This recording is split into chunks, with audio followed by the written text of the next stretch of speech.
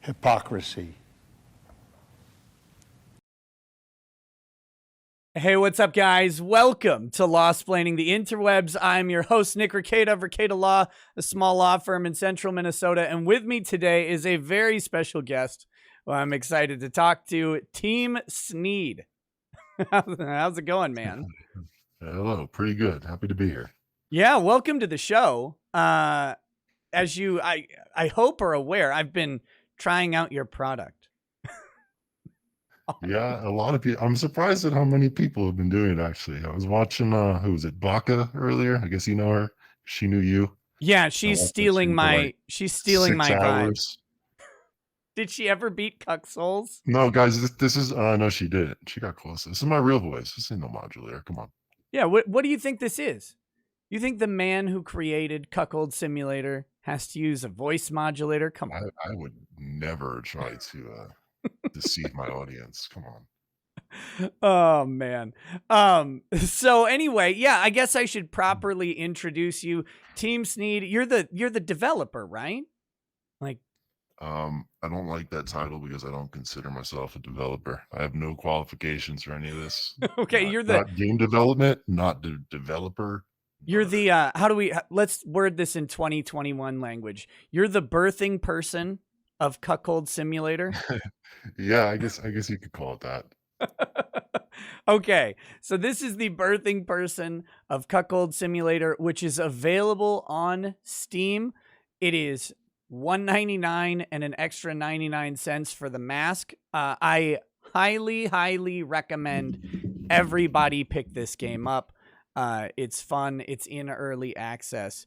And we're going to kind of talk about how it got to where it was, how it got to where it is, maybe a little bit about where it's going and stuff like that. But I think this is a sleeper hit, and it hits on so many things that I see going on right now that I honestly, so let me clear something up, Mr. SNEED.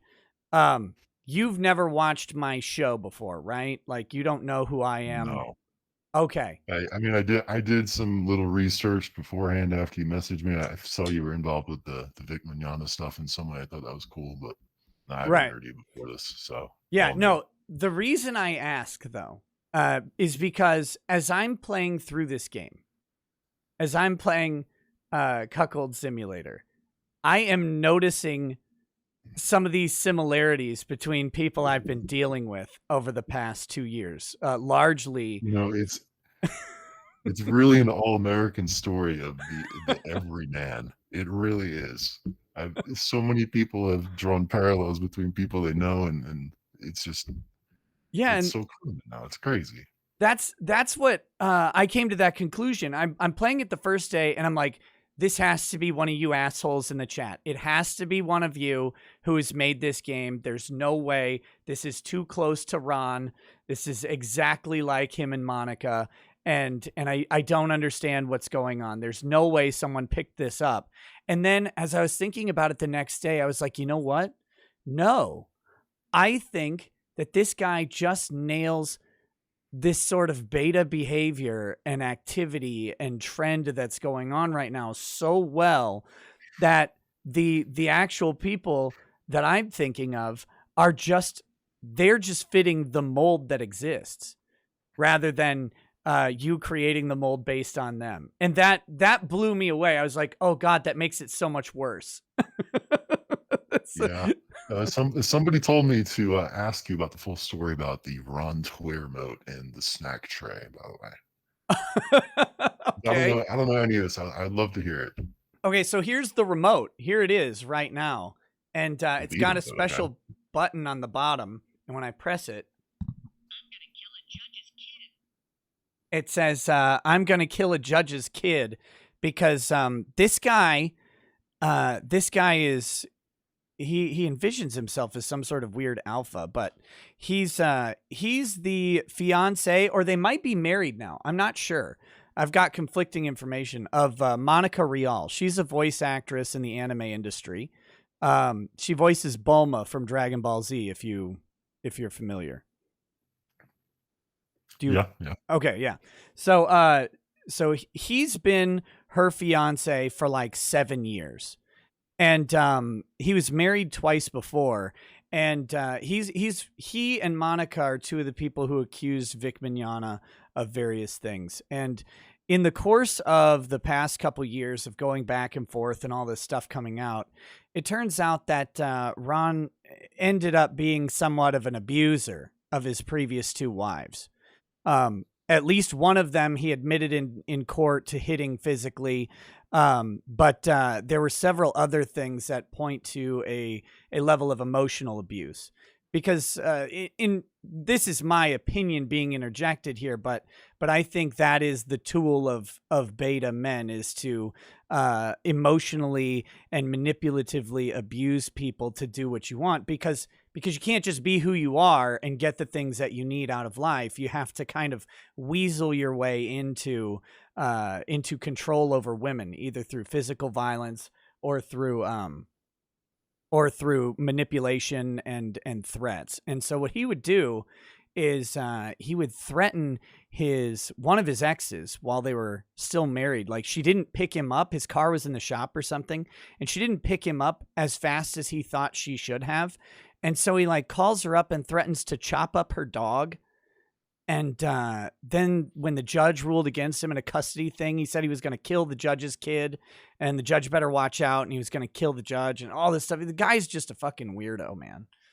But so yeah, that's the physical abuse that he admitted to was that his wife said something to him and he hit her with a remote control.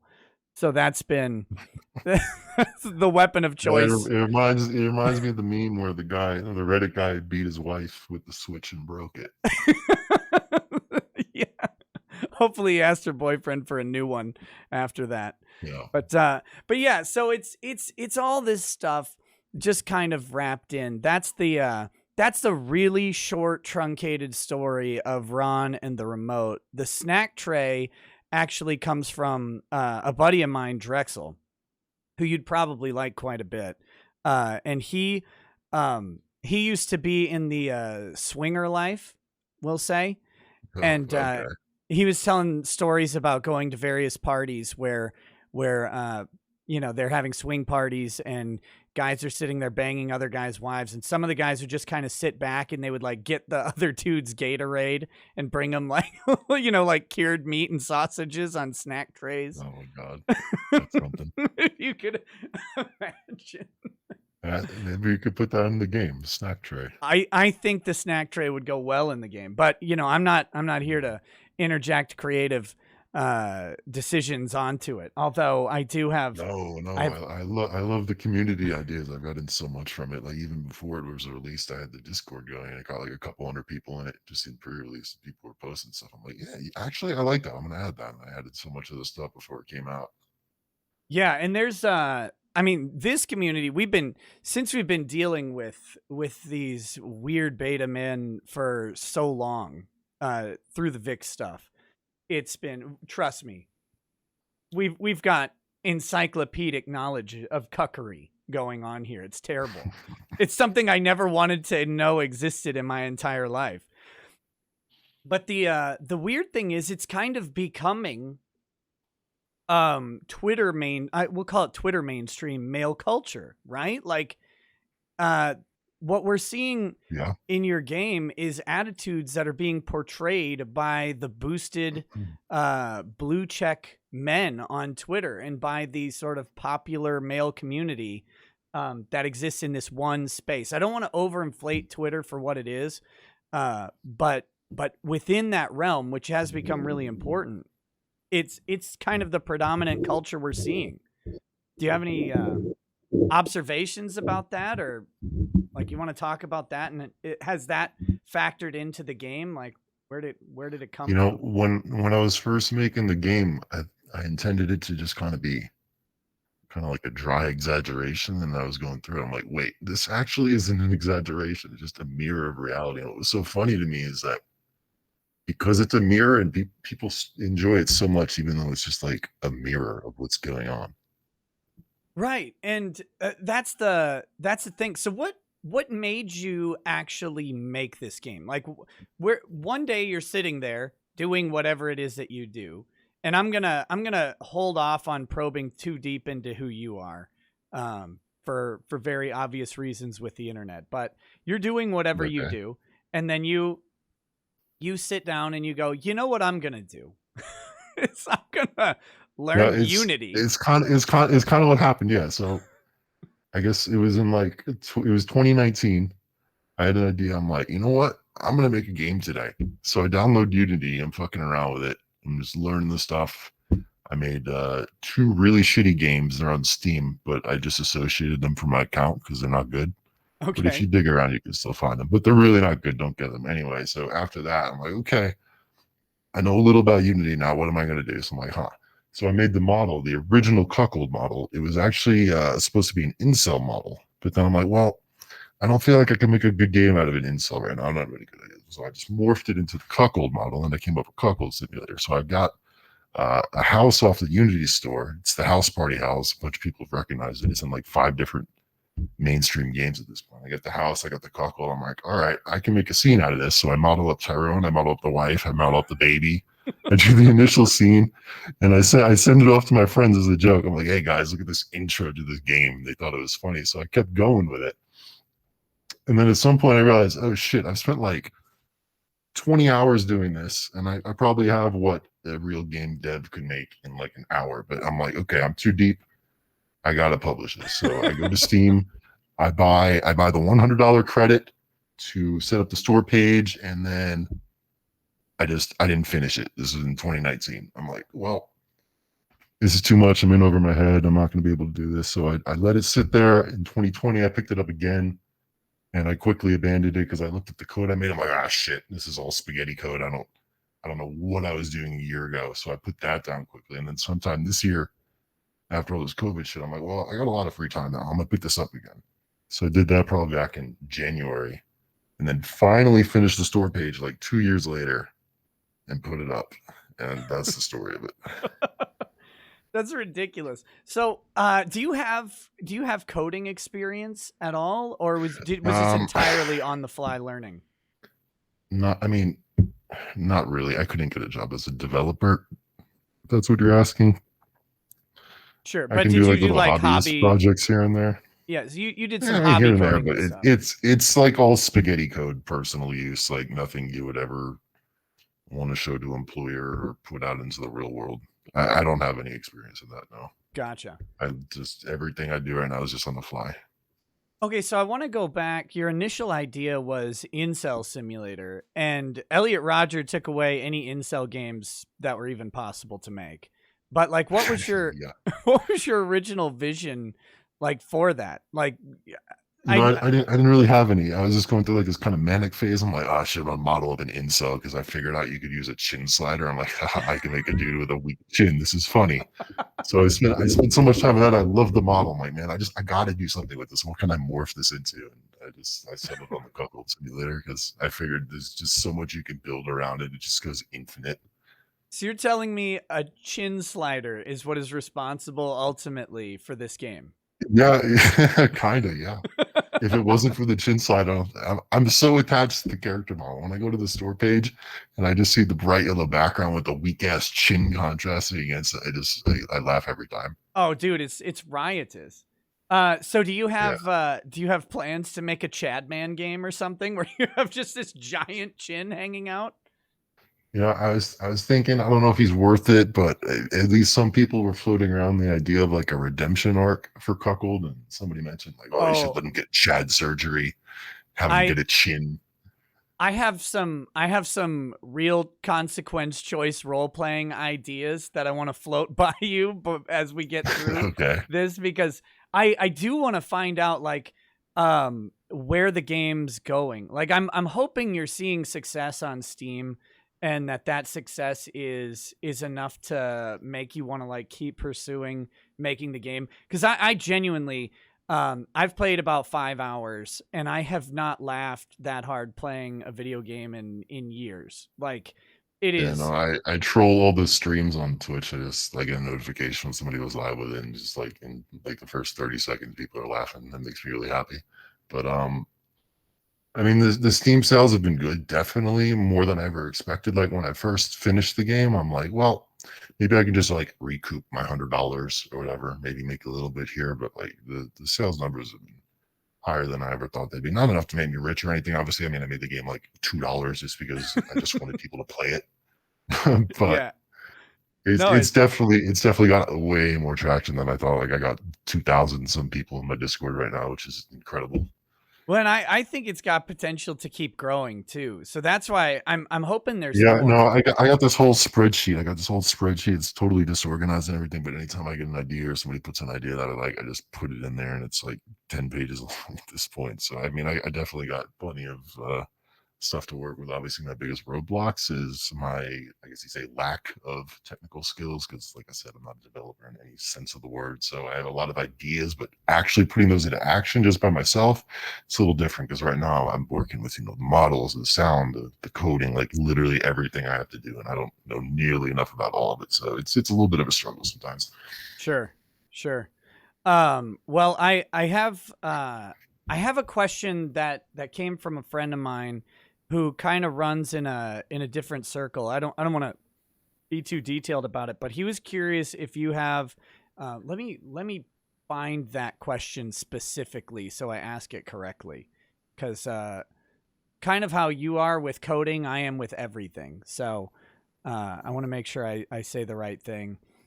Okay, he's asking if you have a reseller program, like any sort of affiliate idea, or um, is everything going to be through Steam? That's I Right now everything's just like I'm really not doing much on the marketing front. Like I bought $50 with the ads just to see that, but like 99% of it has just been like organic word of mouth or trending on Steam. I mean I can generate infinite keys through Steam and divvy them out to resellers if they wanted, but I mean it's like $1.99 a key. Good luck making money off it. right. Because this guy thinks that it might be pretty popular in his circle. So I'll let him know that I could it's see it's the biggest thing is just the exposure. I mean, yeah, everybody who's seen it has loved it, but it's just the exposure thing. But sure, sure. he'll probably work something out if he thinks that's something that would work. Yeah. Yeah, well, I'll relay it to him. He might. I don't know if he's watching right now, but he might. He might end up. He'll probably end up seeing the interview anyway, so he'll get his answer. You get your answer there. Watch from the corner, you cuck. No, I'm just kidding. Um, okay, so you start making this game, and you're making it kind of like it starts off as a joke. You got the chin slider, um, but then you said you started to make it kind of into a mirror of what's going on. Do you want to talk more about that, or like what do you see that's going on? I want to know why this is popular, but I also want to know why. Well, I think that answers the other question too. Like why is the reality of it so, I guess, pertinent? Like why is it nailing society so hard? I've tried to think about it. I don't really know. I don't know what about it quite resonates with people so much. Because, like I said, I wasn't expecting the reception it got at all. But Yeah, but I don't know. I think it's tough to say. you weren't expecting the reception, but is this something like you said you sent it to some friends originally, right? You sent that Yeah. intro page to friends. Is this something that you and your friends have been seeing going around? Like, I mean, the things that are killing me and the things that stand out. First, the chin slider, of course, is hilarious, and the weak chin sort of thing, but like it's the behavior, the dialogue, the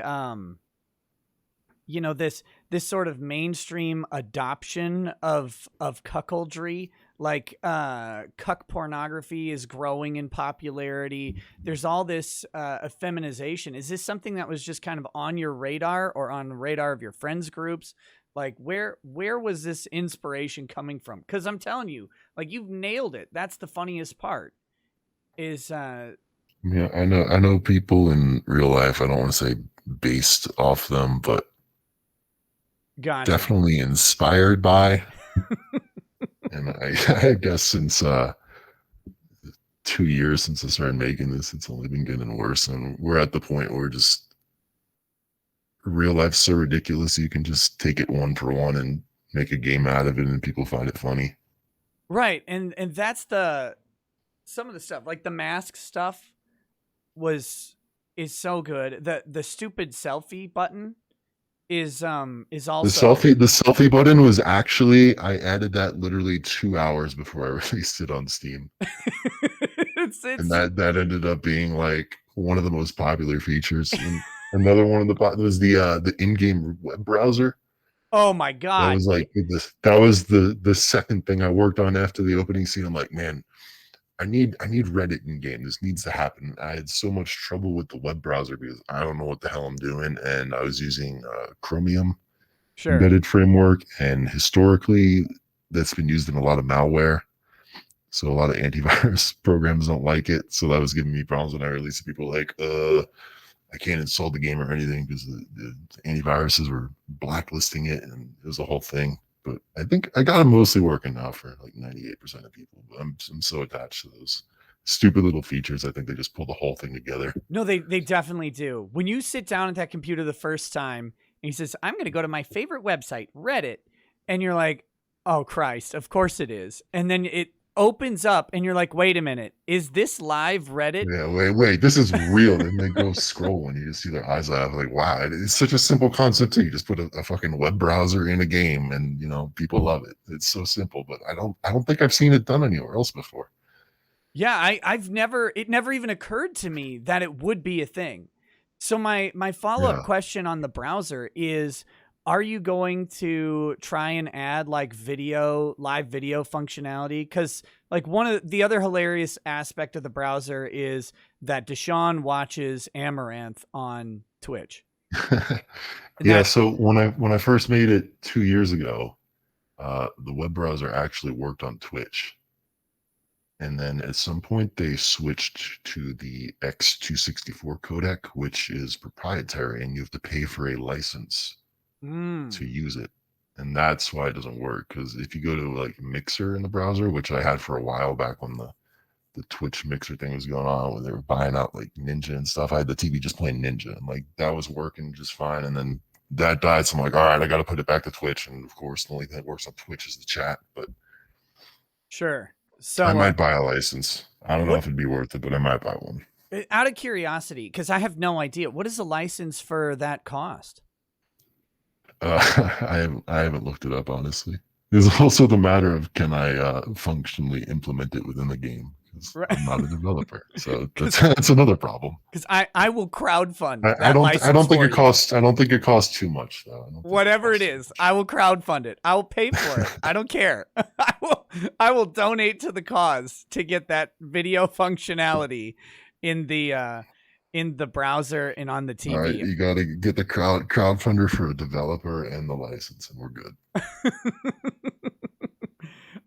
We could probably find a developer, but I don't know. I'm hesitant to like recommend getting a developer because what you've done with it is so like it's good and it works, and some of the clunkiness of the controls is perfect for it. Like I was playing Cuck Souls last night, you son of a bitch, and I'm sitting there losing over and over and over, getting so mad at his inability to reload the gun. And then I was like, okay, but this is not a video game. This is a cuck in a video game, so it makes sense that he sucks at everything. Okay, got it. Yeah, the perfect thing about the world I've created is like every bug, every issue, I can just push it off. Like, he's a cuckold. He can't handle a gun. They're loud and scary. Like, come on. You should be happy he can do what he does with them. Right. He just did the running and he just sucks at everything.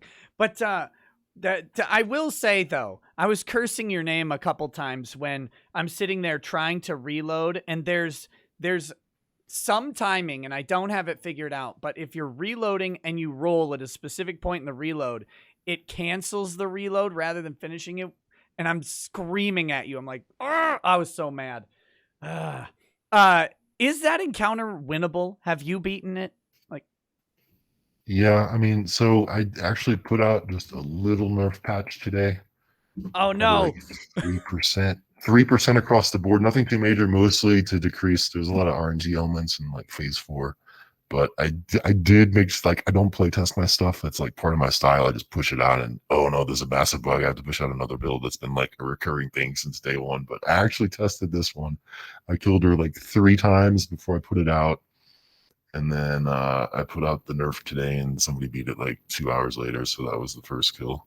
Now when I beat it, people are gonna be like, "Ha, you cuck! You couldn't beat the hard version. You only beat the easy nerfed version." God damn it. The hard version was just unfair. There was also a bug with the swords in phase 4 where I had the swords attached to her model, and due to the timings, like if she rotated around at the end, some of the swords would like stick on her and actually bug out and just like stay in you and kill you. So I didn't even encounter that the first time I killed her, but it happens if you're like a certain range from her. It was kind of fucked. The current the current iteration of it is definitely what I intended. I think it's fine, other than a few maybe like cosmetic changes. I think I want to put like a timer in for when the floor drops, because a lot of people are confused about that. When it dropped the first time, I was like, "What the hell? What the hell is this?" I did not fall off that edge again. Oh, I was so mad.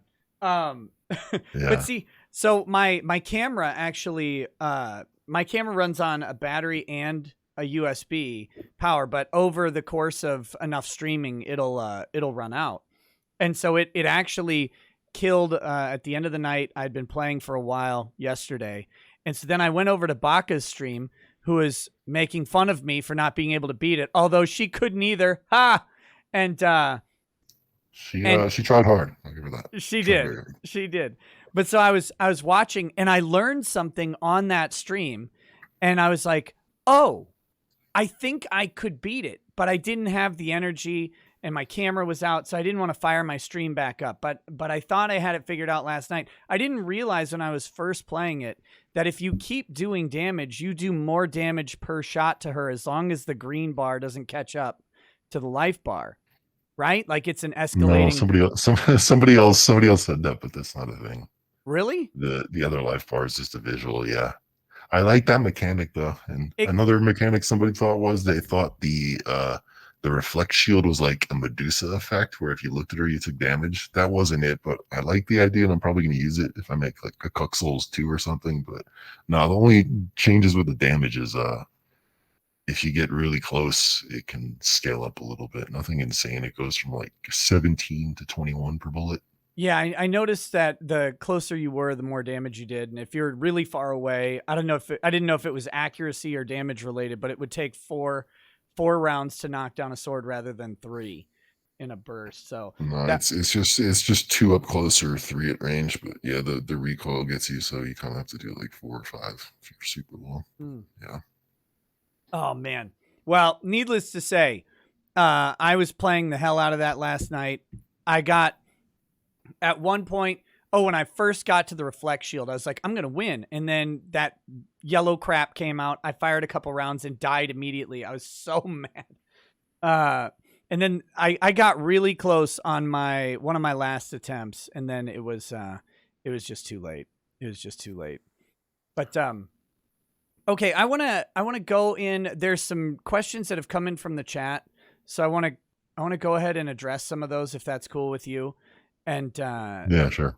And then we can move on, because I do have some questions for what's coming in the game, and I have to give you my idea for, like, I don't know if it's the redemption arc or whatever, but I do have some thoughts on possibilities to see if you'd thought of them. Oh, okay, hold on. God damn it! Right now I'm playing Cuckold Simulator with YouTube. That's nice. Okay. So first is from Viden the Cold One, says, "Hello again, SNEED. Thanks for torturing Baka. It was fun. Another VTuber friend is looking forward to the anime girl in the bar. So here is the burning question we alluded to earlier today. Balls or no balls?" Oh, no balls for sure. But I actually need to redesign the anime girl before I do that whole arc, because I figured having people loot her would be good publicity.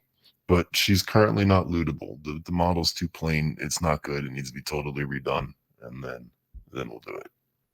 So, the anime girl, arc, you said it opens up the stores in Chinatown. Is that actually in game? Yeah. Oh, okay. Because I went to her, but I wasn't, and then I went back to playing Cuckold. That's how you get the snitch, man. You got to go through her first. Oh. I was talking about after you get the $1,000 in the drugs. Okay. But that's not in right now. She just tells you got cooked. Right. Yeah, that's what happened to me. Yeah. And so, okay. Yeah. I wasn't sure if there was because there's a bunch of shops that are still closed, like the drugstore, the sex shop. Those are closed and still in development. But I wasn't sure if she like I gotta opened figure out what I want to do with those still. Gotcha. No, those will just be open when I finish them. Okay, the Dragon's Treasure asks or says quality stream for a quality game. He sells tea. Those were puns. Very funny. But yes, I agree. Quality game. He says, I thank Nick for his punctuality. Oh, I got more. Please stop. Please stop sending in puns. Yash Ken says, game of the year. Also, balls or no balls. Guess. Are you familiar with the context of the balls and no balls question? I can fill in the gaps in my head. Well, it's a Futanari question. Are you? Yeah. Okay. No balls. All right. So really, no balls, huh? Not for her. Not for her. I had you pegged for a balls man. There you go. Well, we can all learn something today. Monica's personal fucking fiance says, how dare you create a game based on my life without compensation? I demand half of all profits or face the breathless wrath of Lemoyne. So that's Ron right there. Okay, BG Willia 21207 says, SNEED, we need an objective, definitive answer to this burning question we've had for several months as Nick is too limp-wristed to take a position correctly, balls or no balls. Well, you say no balls.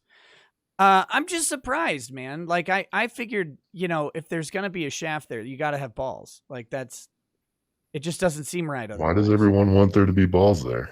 I don't know. It just seems like there normally is. So I just didn't know why there wouldn't be. That's my position on it. So I don't know. Mr. Bentham says it's game of the year 2021 in our eyes. And he says it's a game of a generation. So good. Ace of Spades wants me to read this to you as Kermit the Frog. I ravaged my voice this morning, so I'll try. He says, someone in RGE's stream said that this is the game that defines our generation. That's some truth tea that I like to drink. Also, notice how I put the period outside the quote. Ha ha ha, take that, Nikki. You son of a bitch. Biden the Cold One says, hey, SNEED, I think Baka wants you to make Stacy more powerful. Stacy is what she calls the Cuck Souls chick, yeah. But she couldn't beat her, right? I don't know why that started, because Stacy's not an anime girl. She's a big-titted blonde bimbo. Like, come on. Yeah, are you going to put a Stacy in the game? Like, there has to be a Stacy, right? Probably.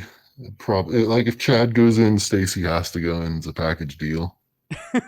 Because I have all the neighbor houses outside the house, too, that I want to fill up with people. Gonna say, Chad and Stacy have to be neighbors. So they have to move in at some point. That would be beautiful.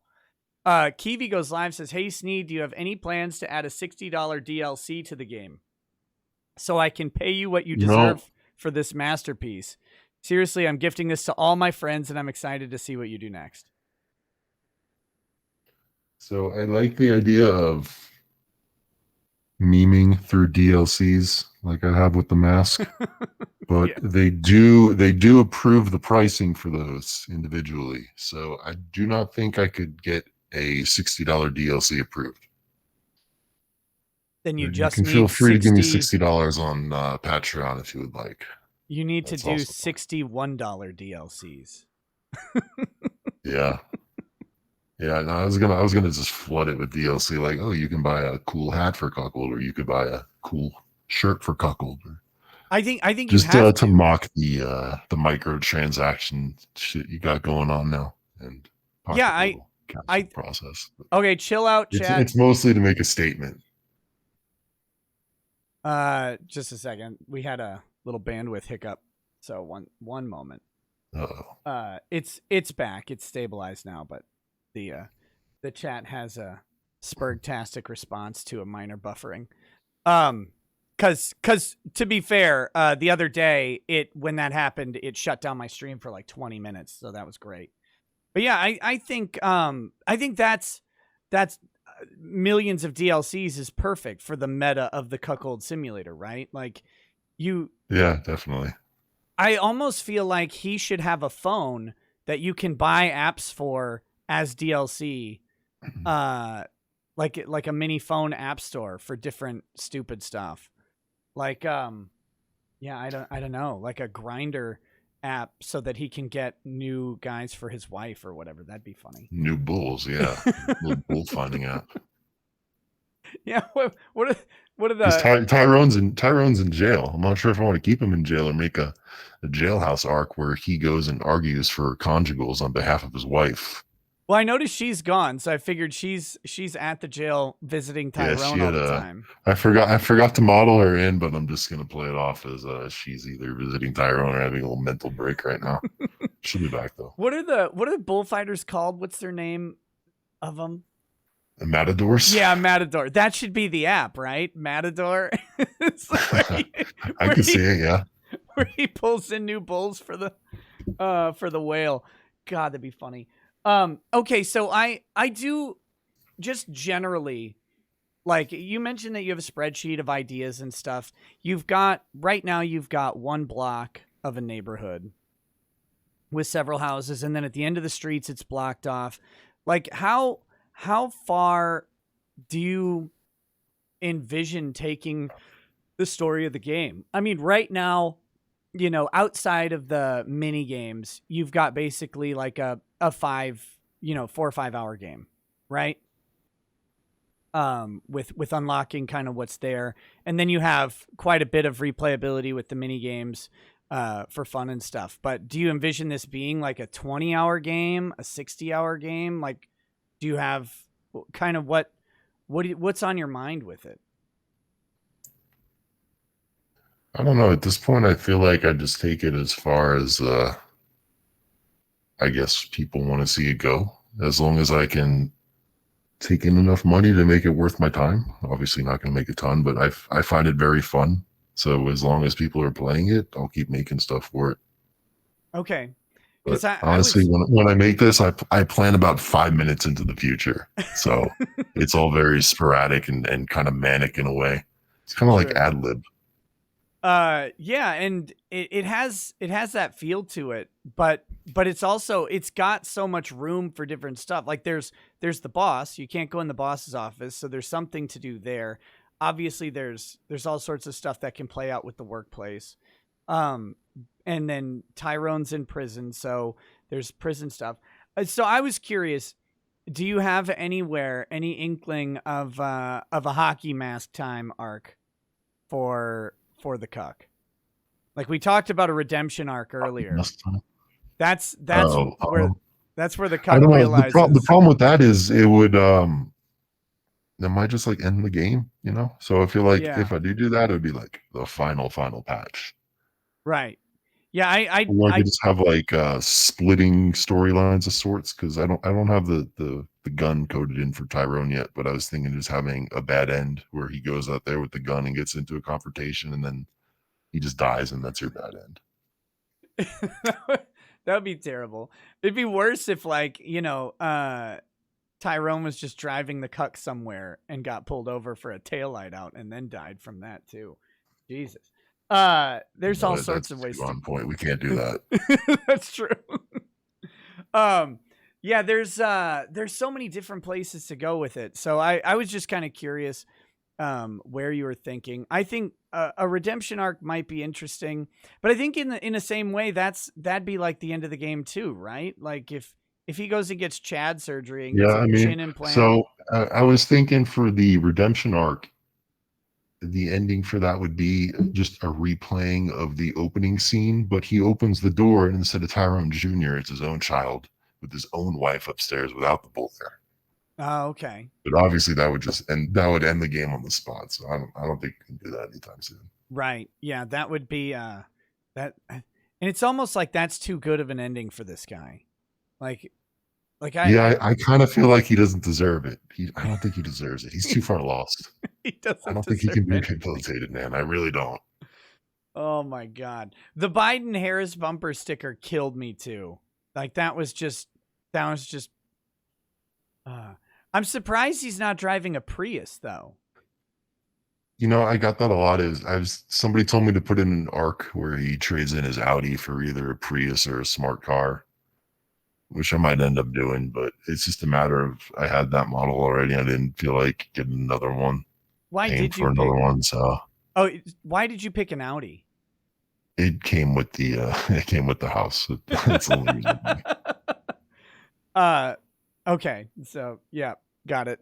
Got it. See, the funny thing, that Ron guy, right before all the Vic stuff was like really took off, he right before the lawsuit was filed, he started posting about how he was going to buy a new Audi. So it was for us it was extra funny like that. I'm sure you enjoyed that. Yeah, it's good. Let's put it up there. Tina says, if there isn't any balls, then what is going to slap against your butt? Which is that's a valid question, I think. Guys, can't we just have a nice anime girl in the game? Oh, don't put it on the anime girl. Oh no, that would be that. Oh, that might be fitting for the protagonist, but no, that would be a horrible thing to do to the game player. To have the anime girl end up being a futa. No, don't you dare. Don't you dare. I will revoke all of my praise for the game if you do that. No, we're not doing that. If there is a Fuda character, it will be very clearly telegraphed, but there probably won't be. Okay. Phew. Thank God. Bad Vibe says, hey, SNEED, you need to hire Nikki to voice the cuck. And then I'm supposed to say in cuck voice, I do it for free. God damn it. Do you have plans to add voices to the game? Um, funny story about that actually. So somebody got in contact with me who is associated with Wayne Lambright, if you know him. I've heard the name. Yeah, he's like a prolific 4chan poster or something. But anyway, he expressed interest in having his character added to the game and doing his own voice lines for it. So I thought that might be funny. But honestly, I'm totally open for literally anybody putting their own stuff in. I find it funny. I really do. So are But you right now, like the lack of voices is just I don't have time for it right now. Like syncing up all that stuff's kind of a pain. Yeah, I have no idea how you do anything. So, I'm like not even it wouldn't even cross my mind. I'd be like, well, too bad. I don't know how to do anything like that. I don't know how to code. Leave me alone. But I think some voices would be funny.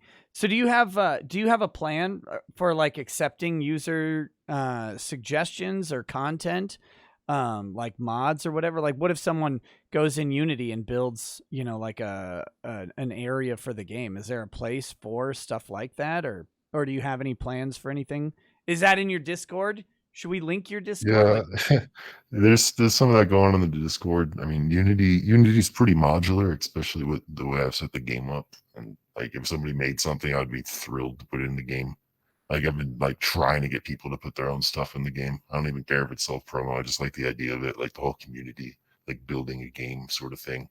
right. So I think a lot of game developers have like they're really stuck up and not like very real with their community. And I'm taking like the total opposite approach to that. Yeah, those questions are coming in just a second for you. I wanted to talk about current game development and stuff like that and get your opinion on it. But I wanted to, you said you have a Patreon, right? Yeah, it's What's just Patreon/Team SNEED. all one word? Yep. There it is. Okay, guys, I'm putting this in the chat. If you want to support this game, here it is. Here it is, patreon.com/Team SNEED. And if any of the mods can make sure and share that so people know where it is. I'm seeing here you've got $2. Your tiers are loser, cuck in training, cuckold, king of cucks, unironic cuckold, and the bull. The bull's already sold out. Yeah, so somebody actually bought that today. I woke up, I checked my email. I was like, you have a new $100 Patreon. I'm like, oh my God, somebody actually bought it. Because I put it up for the same reason I did like the Mask DLC on Steam. It's just like an adornment. I don't expect anybody to actually buy it. I just like it being there. I find it funny, but somebody actually bought it, so I have to make the bull DLC now, I guess. Yeah, I was gonna say now you you forced yourself into development of a new Yeah, DLC. yeah, Uh, but yeah, guys, go ahead and check that out. We definitely I one of my big things, and this is where I want to move the conversation, I guess, is like I am so fascinated by independent creators disrupting which this all sounds like way more hoity-toity than I think it actually is, but just sort of disrupting industries and I see like AAA being such a pile of garbage lately, and I'm yeah, finding all of my entertainment, whether it be consuming stuff on YouTube, music, whatever it is coming from indie creators. Nothing's coming from big labels. Like I'll sit through shows and stuff every now and then with my wife or whatever when we're watching TV, but I'm like, it's not like what I actually like go do when I'm doing leisure time and have full choice on it. It's just it's all independent. And so like my two favorite games so far this year are Cuckold Simulator and Bombsman, which and I say that without a hint of irony. Like and I've spent hundreds of dollars on games, and the ones I like are $3 and $10 respectively. So it's like yeah. what do you see going on in the gaming industry, and did that have anything to do with kind of your decision to do this? Um, in a way, I have like a very avant-garde style. I've heard people describe it as, which is because I'm not a game developer. I just disregard all the rules and conventions because I don't like them. Because right now, not even just video games, but entertainment in general is like seeing the greatest deal of like homogenization it ever has. And when things get homogenized, they get bad, and it's kind of where we are now. Like I don't really play games anymore because of the state of the industry. Like the only I guess AAA titles I've really played lately are Dark Souls series and a lot of indie stuff like you have, because I just nothing else really resonates with me anymore. So I'm at the point where I'm just like making stuff for my own amusement because everything else is so dead to me. Yeah, that's like I people are asking, are you going to play Resident Evil Village? And I'm like, I don't care about Resident Evil Village. I don't care about any of the games coming out that are mainstream. I mean, the only ones, because I'm a stupid sucker for Warhammer stuff. Like I buy all the shitty Warhammer games that come out, and 90% of them are bad, but I just want them Yeah. to make a good one, so I keep buying them in hopes that one of them is fine. But so I'm kind of excited for Necromunda Hired Gun, but other than that, I'm not really excited for most games. I'm not even looking at what movies are coming out. It's like, oh God, I don't want to go get preached to for 2 hours about how I'm a bad person. So I just and like you said, there's so much homogeneity going out right now where everything is the same. You can't get a diversity of opinion in art at all. It all comes from the same side. And do you see a way out of it? Is the way out through independent creation, or are we going to swing back? Is mainstream gonna have someone come in and actually rescue it? What do you think's going to happen? I don't think mainstream is savable just because if you want to appeal to the most people, you got to appeal to the average of people, and the average of people is average. Not to sound like one of those, you know what I mean, right? Yeah. I get you, but let me push back just a little bit. Do you think that average people are average, or do you think that industries are weighting what that average is based on things like Reddit and Twitter? I think it's a bit of both. I definitely do think the current, I guess you could say, monopoly they have on these sort of things is definitely driving the bell curve to the left. Sure. But I mean, obviously, the stuff does resonate with people. Like they're happy to consume essentially the same Marvel movie year after year, for example, and Yeah, and record-breaking industry. I'm so done with like the Marvel and DC shit. It was cute and novel at first, and like, oh, I like Yeah, Guardians of the I'm Galaxy. kind of I'm kind of ashamed to say I watched the first Avengers in theaters. I Kind of watched ashamed. I think I watched Ultron in theaters even. I don't know if I got I think I got no. I think I did Endgame in theaters too, and then it was. But now it's like Endgame was a big letdown, and I was apologizing for some of the Marvel movies for a while because they were fun. Like Guardians of the Galaxy was fun. I think they nailed sort of the comic book feel. But I only want to see that so many times before then I want something like, new or good to Yeah. come out. And once you realize all the plot elements, and it's kind of all the same story, just retold. Yeah. You've seen them all, and you've seen them all. So do you see independent stuff coming up and taking over? Like, for me, I think what we're going to get out of Hollywood is I see a polarization, right? I see that the big stuff, the big Marvel movies, the DC spectacle movies that take hundreds of millions of dollars of CGI and all of this stuff is going to be all that Hollywood ends up producing at the end of the day, sometime in the future. And everything else is going to scale way back to like little small independent teams. And we're going to have some sort of reset in that way. And I think theaters are Yeah. dead. It's always the little guys who do the innovating, and then the big guys will come along and copy it. But I do think the indie industry has a lot of potential, but I also do think there's a lot of roadblocks, both natural and imposed by the industry itself. Yeah, Just taking even Steam as an example. Like if you want to distribute a game on PC, Steam is really your only option. If you're not on Steam, people will not even look at you. And at the end of the day, you're beholden to their TOS. If they decide they don't like you and they put you off the platform, well, your art's kind of dead right then and there. Yeah, And the same can be true for other industries too. Even in I'm my only own familiar with that one. even in my own consumption, like some game came off the Epic exclusive, right? And it made it to Steam, and I was like, "Oh, look at this new game!" And people were like, "That's been out for like a year and a half on the Epic store." Like, oh, Yeah, and the thing with Epic is they've spent so much money trying to build a user base, just giving away thousands of dollars of games, and they're still not competing with Steam. So it's like, if they can't do it, who can? yeah, Steam is such a force to be reckoned with.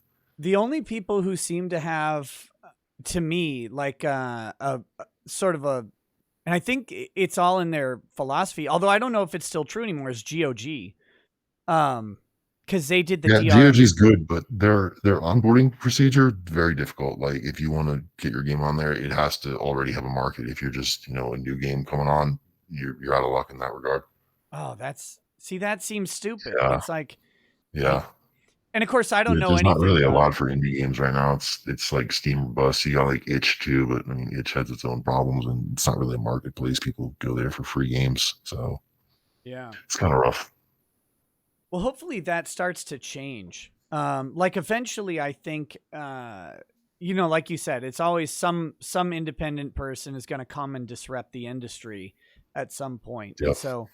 And so someone is going to go, you know what? I can make an indie games marketplace and they'll get some hook for it, and that's always the key. It's getting the hook that enters the independent thing into the mainstream to get attention. Yeah, you just need some sort of other disruptive technology to go along with it. That because obviously, like the big companies are not as good as they're not as good as being nimble around that stuff. They kind of lag behind, so they give the opportunity to other people to play leapfrog with them. Right. Yeah, I think that's what we're really seeing in all of these industries is big companies are so risk averse at the end of the day, because they build their thing. There's no reason to take risk when you can make money doing the same stuff, right? Right. Yeah. They all got to where they were taking risks, and then once they get up there, it's like, well, that's now the funny part. I just want to stay here. Like you look at Blizzard. Blizzard is like the cocktails 101. It's like you're out here, you're making StarCraft, Warcraft, Diablo, like you're blowing the industry away with in these genres. Your leading genres, number one with your game releases, hit after hit after hit, and then it's like World of Warcraft comes out and it's like, whoa, they redefine the MMO space, and then it's like, okay, Diablo 3, Hearthstone, and you see things just kind of scaling back and scaling back, pushing towards the mainstream. And then you see Bethesda doing the exact same thing. It's like you had Daggerfall and Morrowind, which are some of the most ambitious games ever made. And then you start to see Oblivion's like a little bit easier. And then Skyrim's like really accessible to the point where the next game, I think, is going to come with a wheelchair controller so everybody can of all abilities will be able to play. Like you, it's insane. And Yeah, Blizzard's one of the great leapfrog stories with like if you told me like 15 years ago, oh yeah, this no-name company is going to come along and dethrone StarCraft, like I would have called you crazy. And then here they come, League of Legends. Like who even plays StarCraft anymore? Nobody. It's dead. It's a dead franchise. yep, it's why don't you even talk about Fallout 76, chat. That's just rude. We don't do that. Not yeah, Bethesda does deserve it. I guess that's true. But no, it's weird, man. And seeing this stuff happen is frustrating. But I have hope for independent stuff. And the thing that's been blowing me away most lately is just noticing in my own habits, like how little I care about the type of entertainment I used to care about. Like I used to want to watch like a new good show or a new awesome movie or whatever it is. And now like I feel like if another movie never came out, I would be fine because I'm going to watch some idiot carve like something on YouTube, like do woodworking, and I'll just be enraptured by that instead of watching some contrived story arc that's going to be put out by the CW. Yeah, I've been watching this Japanese travel channel where the guy just goes around and does basic, normal, everyday things and just films it, doesn't talk anything. Very, very serene. I always watch those Which puts you in a mood. When the people go to like Kobe, Japan, and they go to the really high priced teppanyaki places, and all it is like ASMR of the beef cooking on the fucking flat iron, just sitting there listening. Yeah, it puts you in a state, man. Yeah, like it's amazing to me. I think we've so overwrought what entertainment was.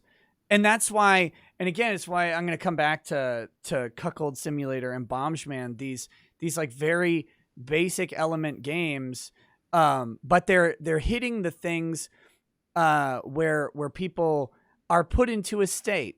Like you sell the story of this beta male's life so effectively from jump that you get in there and you're like, immediately you're like, okay, I know exactly where I am. And I think that's where people want to be right now, is they want to know where they are when they're getting into something, right? Like, okay, well, I read my Tolstoy in college. Now when I want to sit down and be entertained, I want to know where I am. I want to know the rules of the world I'm in.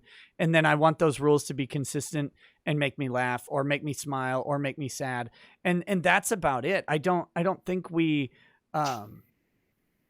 need what I've been seeing coming out of Hollywood and stuff is you can't have a hero be a hero. They have to be a tortured hero, right? They have to be a dark hero. Yeah, it's a lot of overproduction and forced narratives. Yeah. Well, man, I got one. No, that one's not for you. So let me skim the chat and see if there are any more specific chats just for you, and then I'll say we can probably wrap up our discussion. I don't want to keep you forever or anything, unless there's anything specific that you wanted to talk about.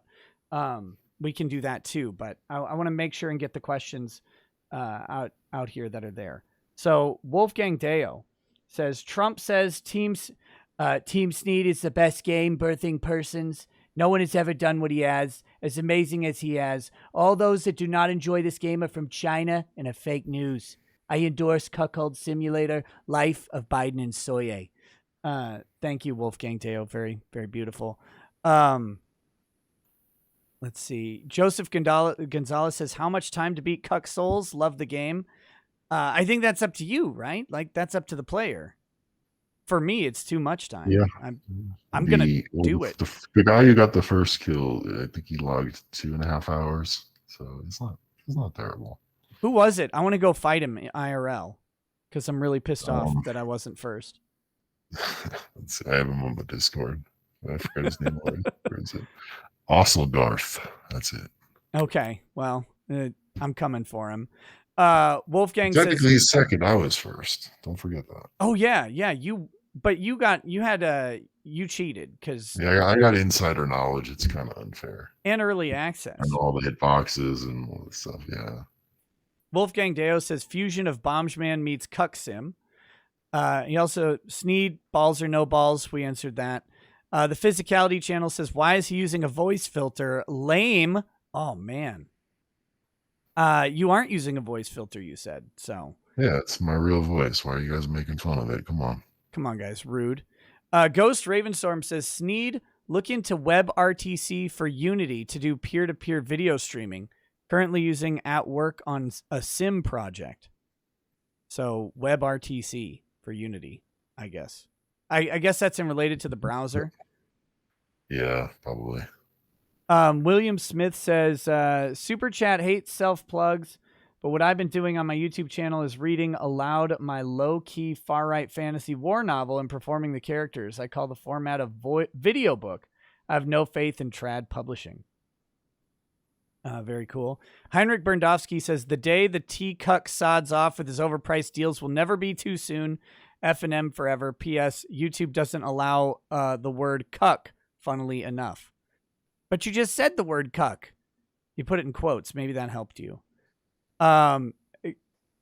Kisama001 says, "Cuckold Sim should be $14.88. Steam has enforced price points, so I cannot do that actually. Oh, wait. So Steam has control over the pricing in some way? Yeah, so when I go to select my price, Yeah. I can do 99 cents, $1.99, $2.99, $3.99, $4.99, all the way up.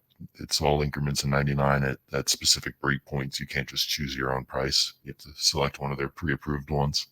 Gotcha. I think to do a Unless you're big enough to bypass the rules, because I think what game is it? There's one game that's like notorious for being $20 even. They got like an exception for that, but for us normal mortals, you have to go with the pre-approved price points. I think to get $14.88, you'd have to go through Walmart's store because they always have those funky Yeah, prices. it's a very popular price point there because of clearance. It's funny. Let's see. Yeah, CJ says, "Redemption arc, hockey mask time is face off with Tyrone, leads to Chad surgery, mafia style, leads to ladyboy arc overseas." No. It's too much. Don't even do that to the cuck. That's rude. And then Old Terrico says, "Please make a Ron Soye DLC skin or story arc." I'll have to send you a picture of Ron. You could consider a DLC skin for him. Or you said if people create them, right? Like people could create their own DLC skins for Unity and submit them to you for approval, right? Yeah. If somebody wants to do that. Yeah. Well, man, I don't want to keep you forever, but is there anything else you wanted to talk about or discuss? I mean, I think the game is hilarious. I think it's great. I think it's coming along fantastically. I can't wait to see what else you make. But I didn't know if there was anything else you wanted to kind of chat about or anything like that.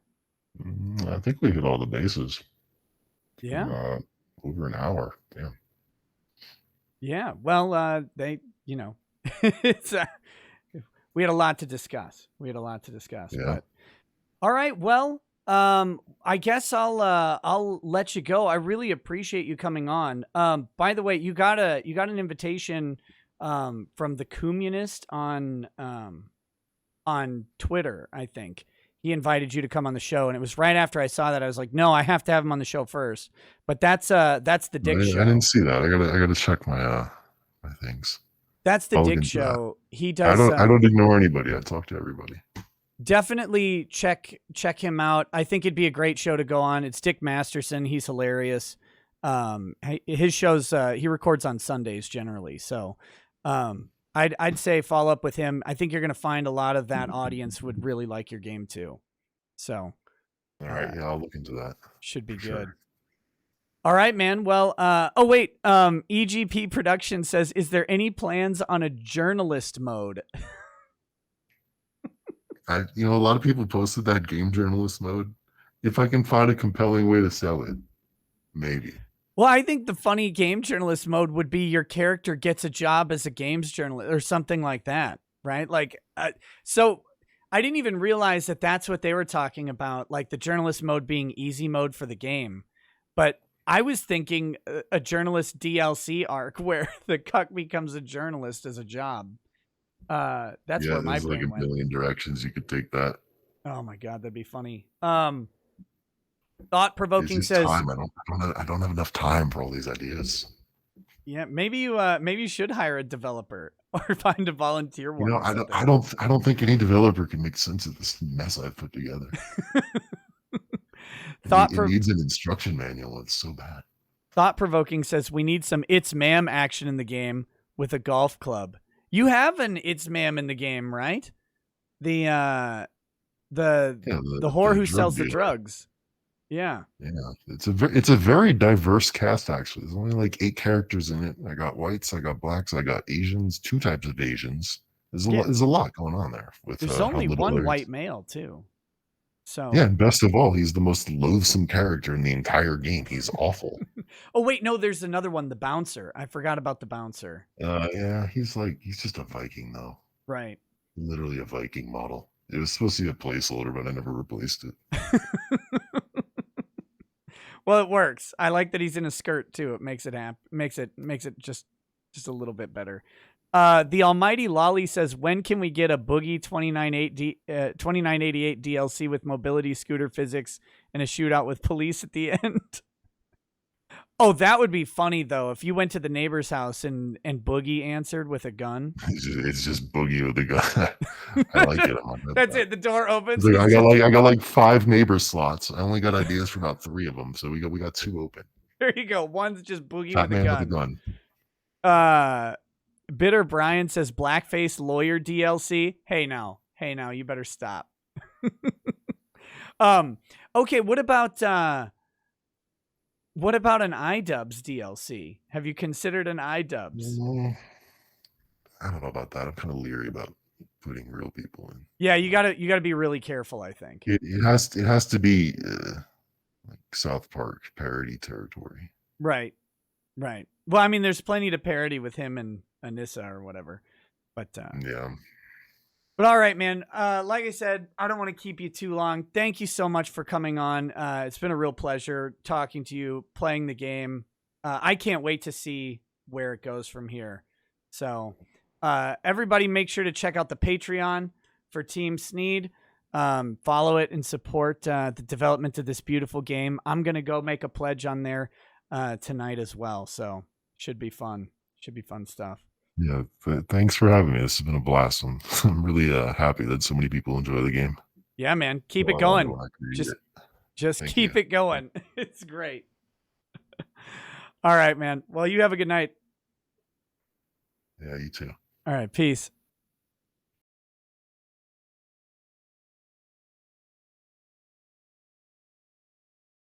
Okay. Well, there we go.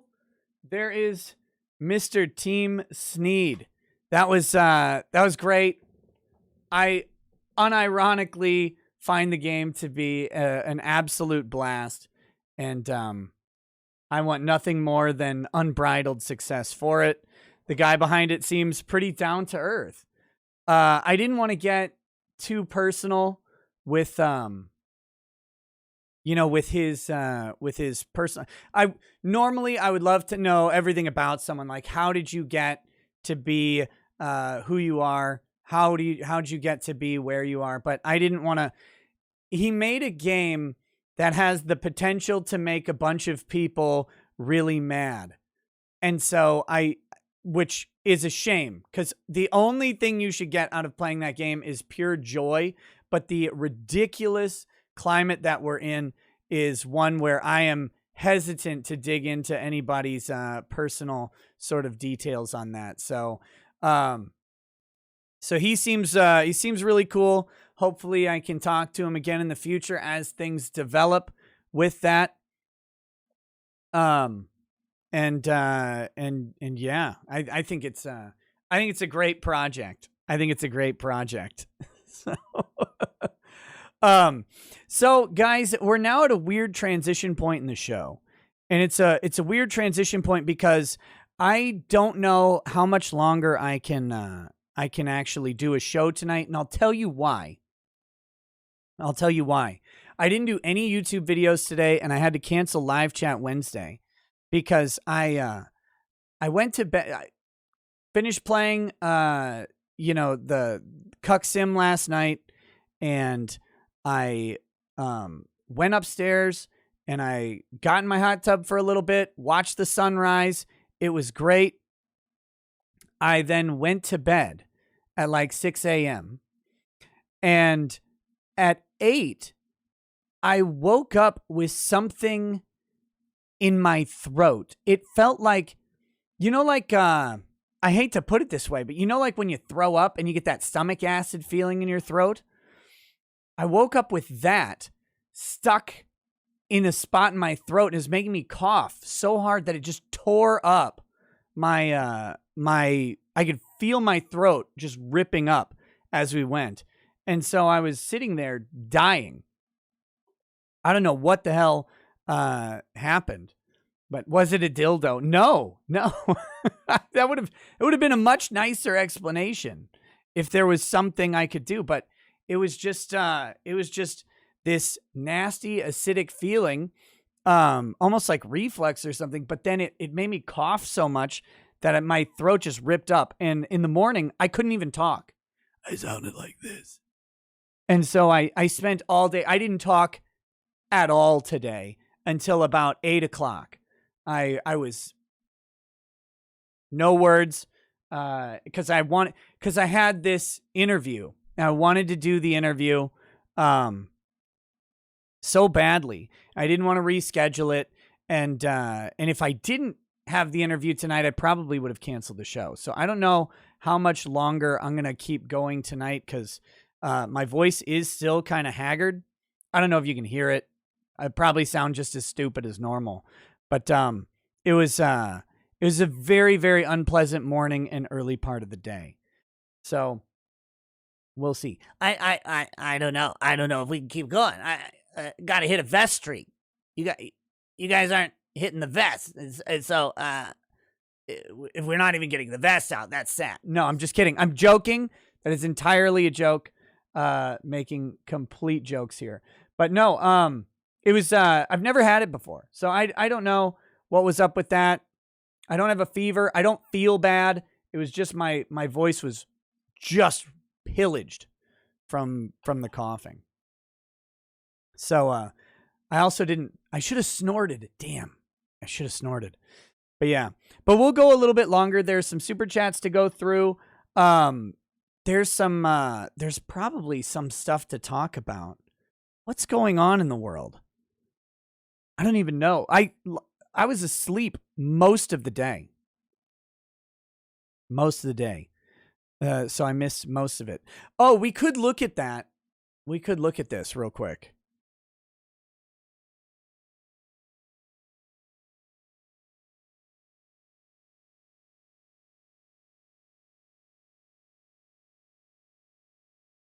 This could be funny to talk about for just a minute.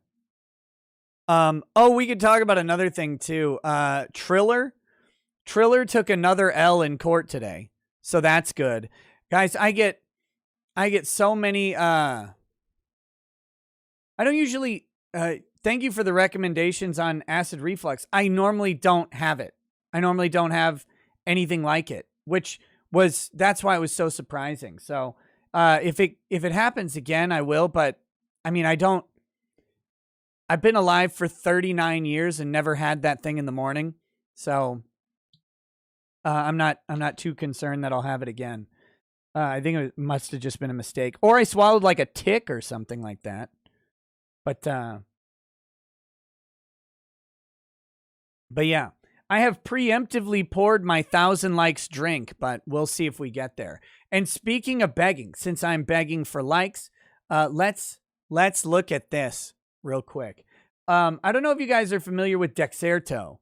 Dexerto is a website that has somehow become the place that reports on social media persons and events, which is terrible.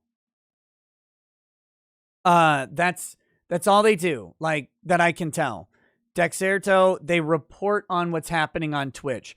And I don't know what happened. I don't know what god I cursed or whatever that took umbrage with me and decided to punish me by forcing Dexerto into my news feed. But occasionally a gem comes up, and this is one of them. All right? This is one of them. Oh, cheers to the 1,000 likes. The e-begging is paid off, and now I get to drink my special drink. Thanks a bunch, guys.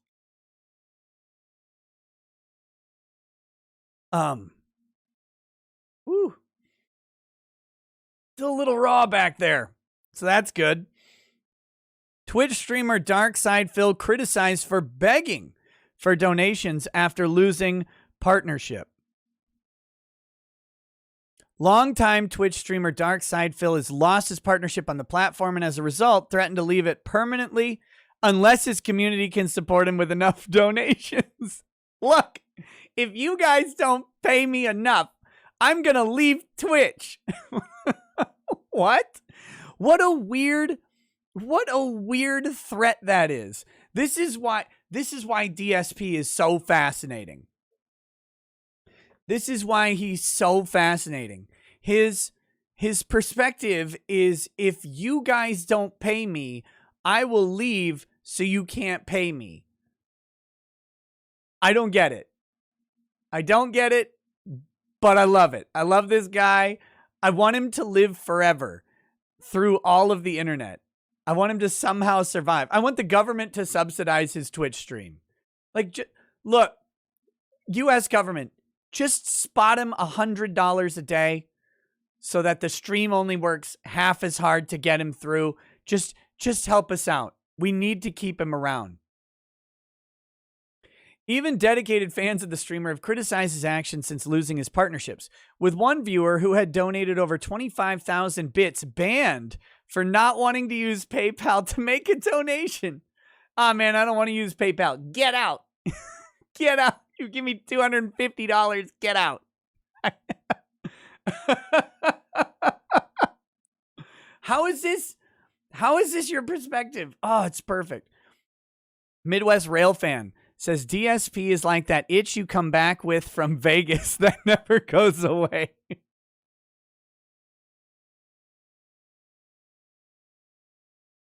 My favorite part about DSP is, what else is he going to do?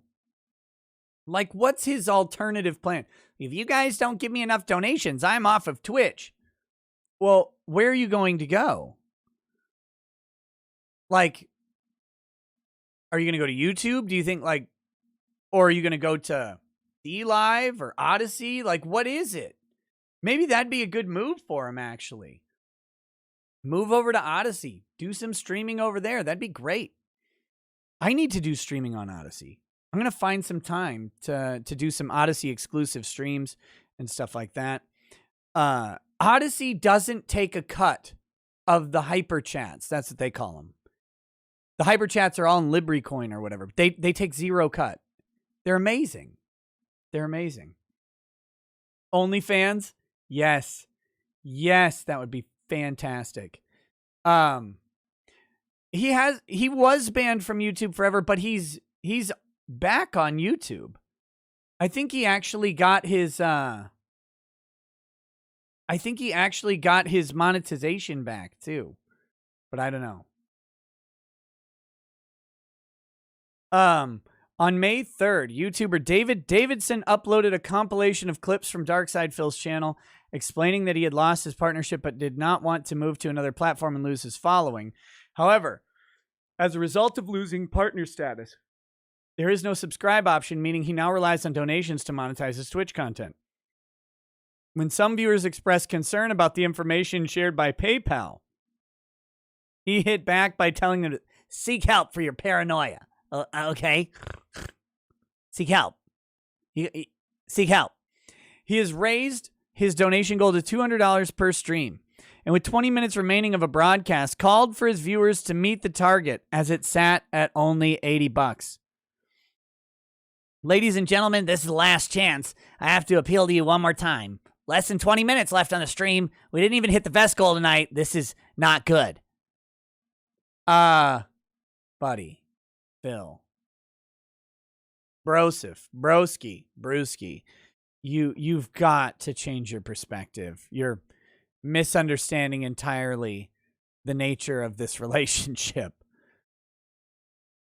This is why I'm telling you guys, I'm not joking about it. If I can't even get close to hitting the tips goal, I can't stay on Twitch anymore. More than enough people cheer and sub when those things were available. I need people to buy in and say, okay, I used to cheer, you sub, not going to do that anymore. I'm going to come tip instead or pledge to my Patreon. Oh no. I need the support now more than ever because of what Twitch has done to me unfairly. This is not good. This stream, I'm not even halfway there. That's really bad. So please, if you can, please support. Please. At the end of the same stream, he says, you have to understand this is my livelihood. I can't have entire days where I'm not hitting a tips goal. Hey, question out there. Question to the chat. How many of you have worked a tips, commission, pay for performance gig job, right? How many of you have done that? I have. Did you ever have days where you go and you don't hit a goal? You don't make as much money as you wanted to? Days where sometimes the money just isn't there? Phil. Buddy. You're gonna have off days. You're gonna have days where you don't make money. I worked as a Circuit City salesman. Man, there were days when there wasn't a customer in the store. And we were pure commission. You know what you do? You go to lunch. You go to lunch. You take a 4-hour lunch. You go to Macaroni Grill or whatever, and you get a bottomless pasta bowl and some special, and you just sit there all day because you're not making any money anyway. So just go chill out.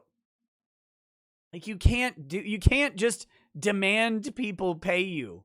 You are the monkey and you dance.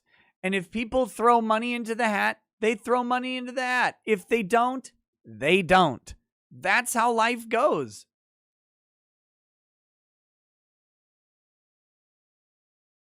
Commenters criticized his request for donations with one writing, "We've reached the point where tips are mandatory, no joke or meme." Another said, "The gaslighting is so disgusting. The way he berates people and calls them mentally ill for not having a bank account to link to a PayPal, it's really gross." Like, okay, is this a joke comment, though? This has to be a joke comment. This has to be a joke, right? Like, because look at how this is written. The people who talk like this unironically aren't watching DSP. So I think, like, the gaslighting is so disgusting. I mean, I know it's a real comment, but I think they wrote it all memey. That's what I mean. Because I doubt this person talks about gaslighting and things being really gross normally, right? Like, because that's the language of a particular set of people. On Twitter, Darkside Phil said that Twitch has not responded to his request about his partnership or payments. Says he will require donations to be able to pay his mortgage payment due on the 15th. Purpose of this stream is to raise funds. Help me get through this tough time.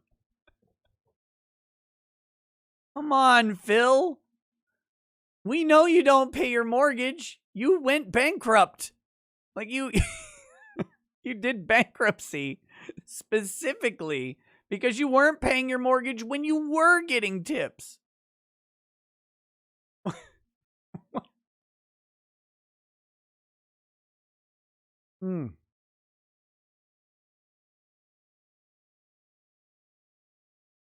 I'll check the Boogie article in a minute, okay? Here's the audio only schedule for... Oh, Phil. Audio only schedule? What's the audio... What does this even say?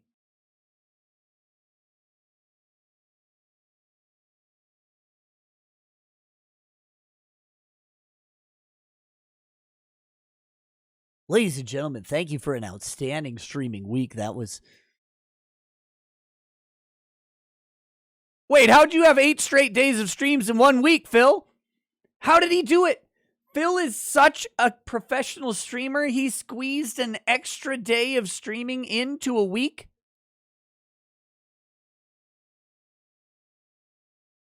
Oh, shit. Yeah, you guys can't hear that. Sorry. Boomer. Terrible. Garbage streamer. Here we go. I'll start it over. Ladies and gentlemen, thank you for an outstanding streaming week. That was 8 straight days of streams, and it was great. All new releases every single day. Kept us all excited and riveted. And I can't wait to come back, but tomorrow, which is Monday, May 10th, I am off from streaming. Finally, I get a day off to relax.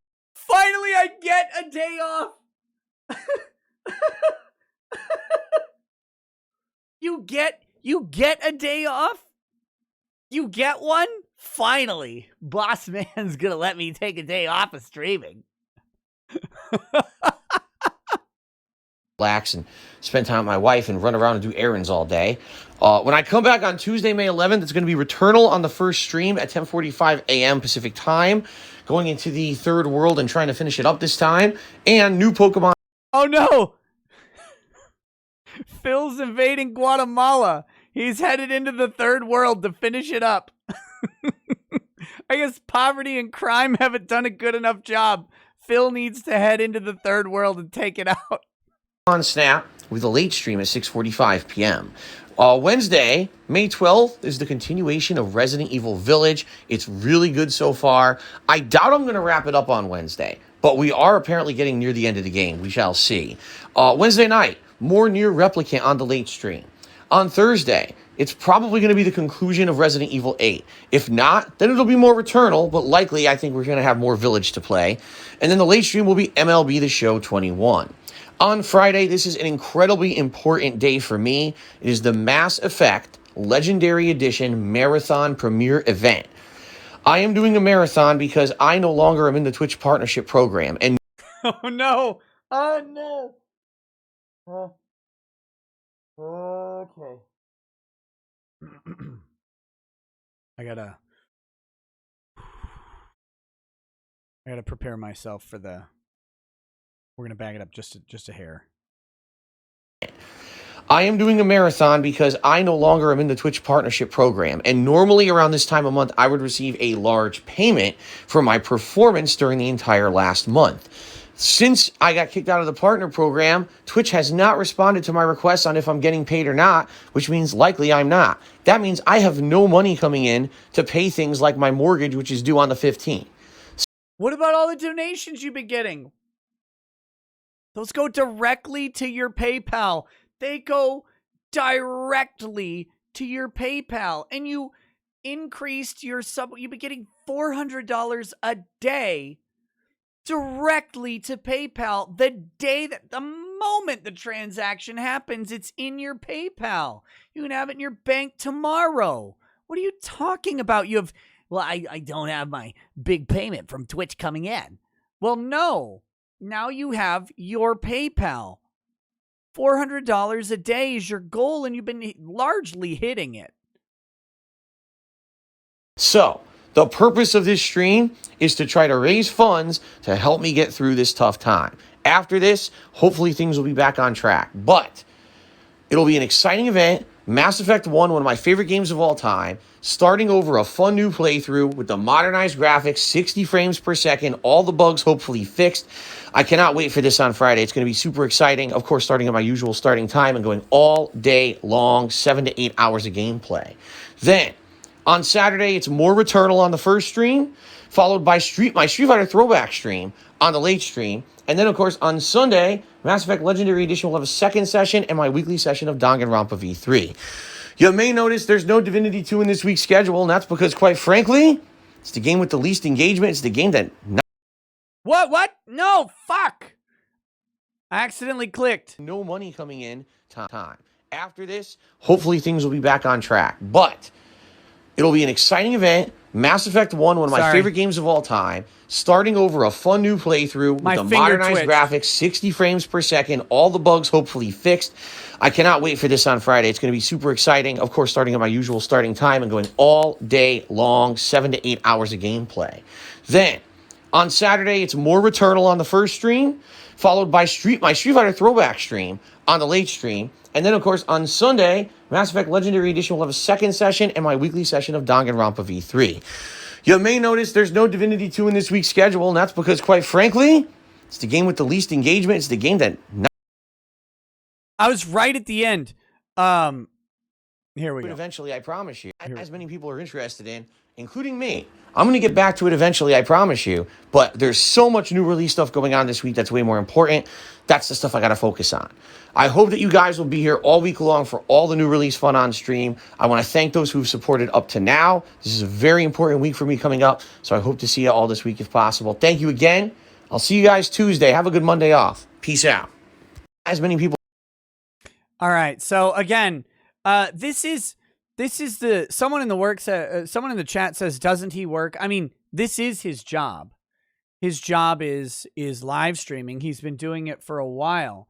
But let's read on. I think it'll answer everything. Darkside Phil typically streams twice a day, taking his total donation goal per day to $400 or $124,000 a year, although he does typically take 1 day off a week. So you can remove 50 times 400, what? 2 grand, 20 grand from that.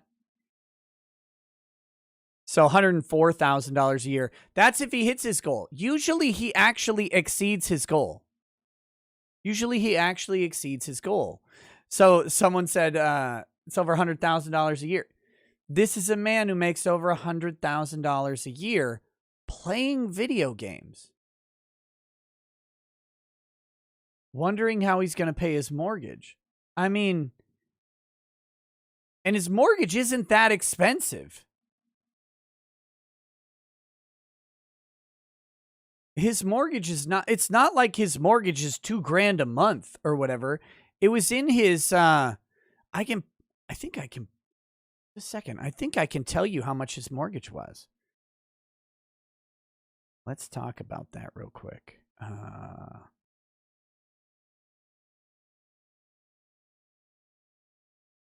Where's my DSP folder?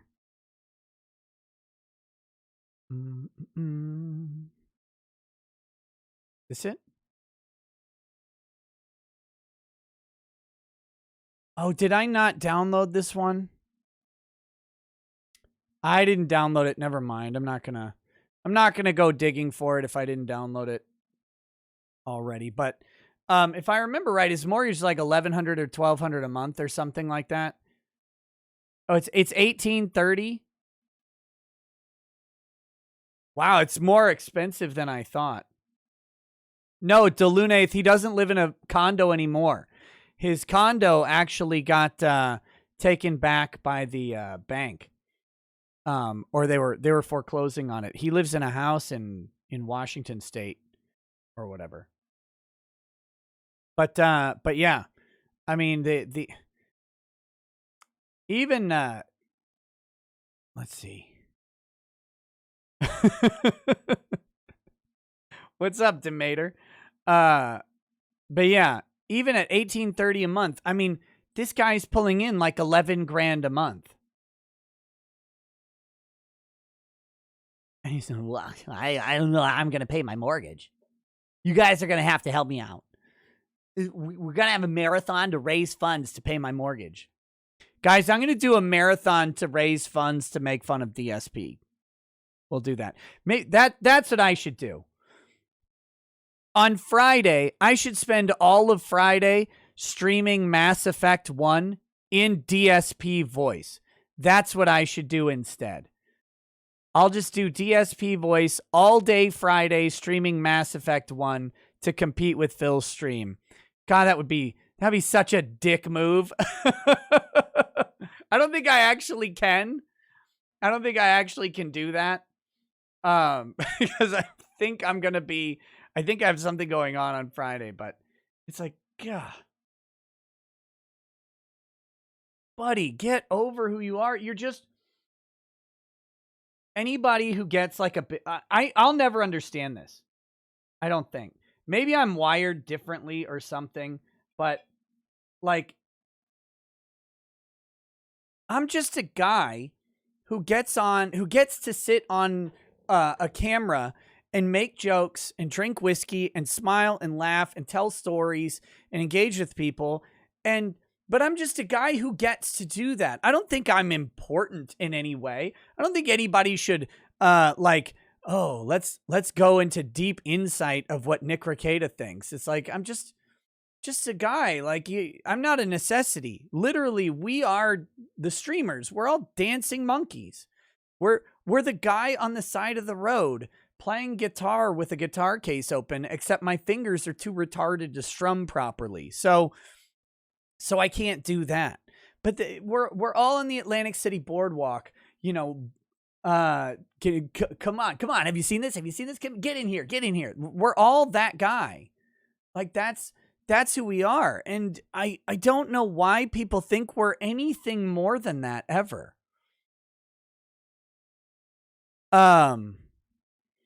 Although the reason for his partnership being revoked is unknown even to Phil himself, and he has been banned multiple occasions before. However, in March, it was alleged that he had doxed a fan by sharing an image of their driver's license on Discord. The fan in question had apparently been banned from chat and hoped that verifying their identity would help them being unbanned.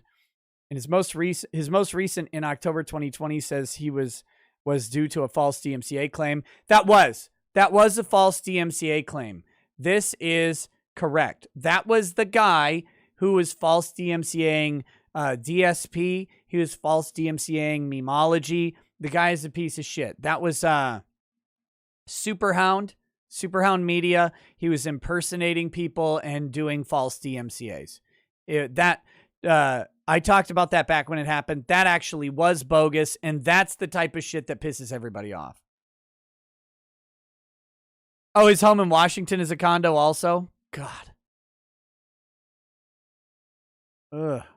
Streamer also came under heavy criticism in 2019 after saying that racist jokes were okay if they did not target an individual and that people simply didn't have thick skin.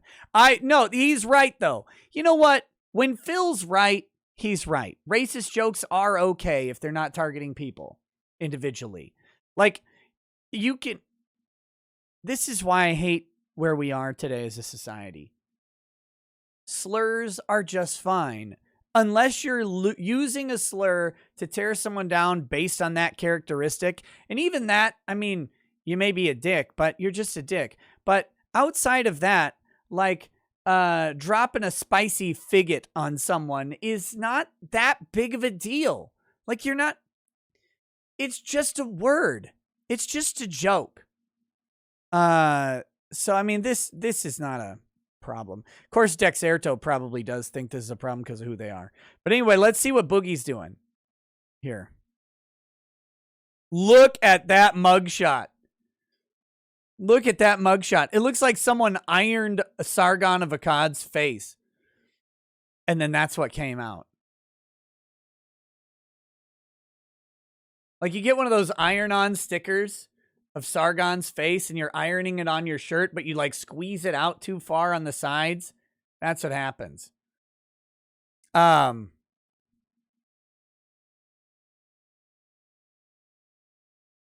This is Boogie. Oh, I want to point something out real quick.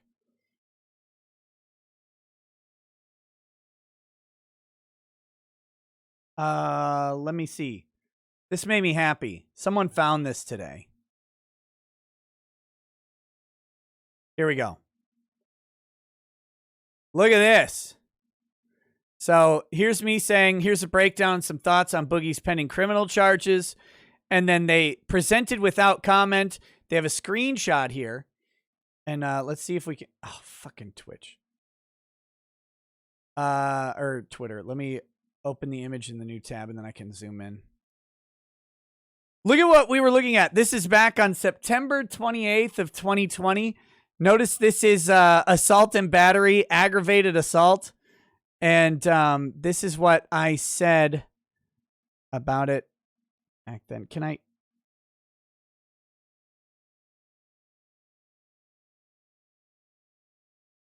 Here we go. So here we go. This is the first Arkansas law we're going to look at, and this is aggravated assault. And this is something Boogie needs to be thinking about quite a bit, all right?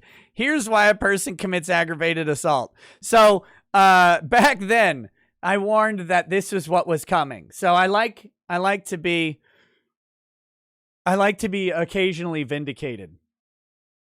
That is, of course, what he was charged with was the aggravated assault.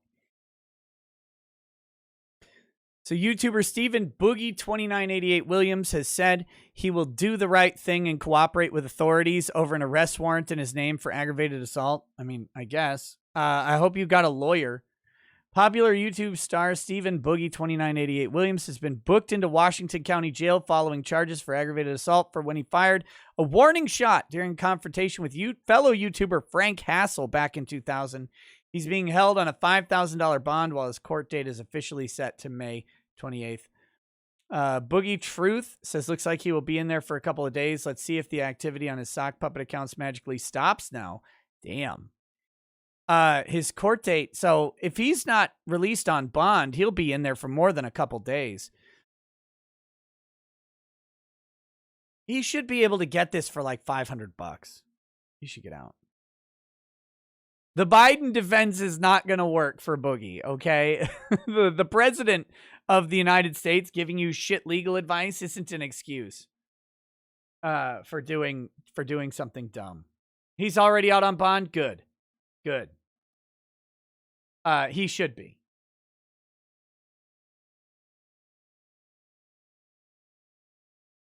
All right.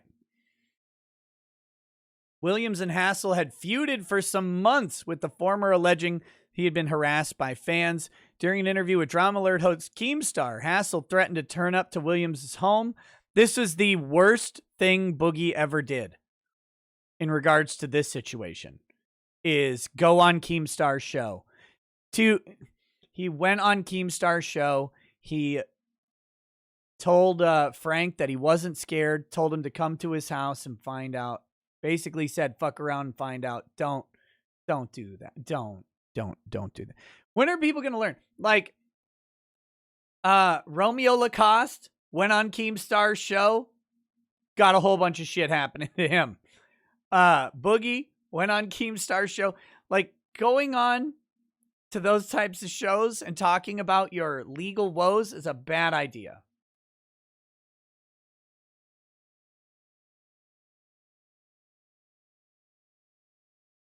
Hassel did indeed go to Boogie 2988's residence, who greeted him at the door with a firearm, and allegedly, not allegedly, it definitely happened, fired a round into the air. Images of the confrontation were posted to social media.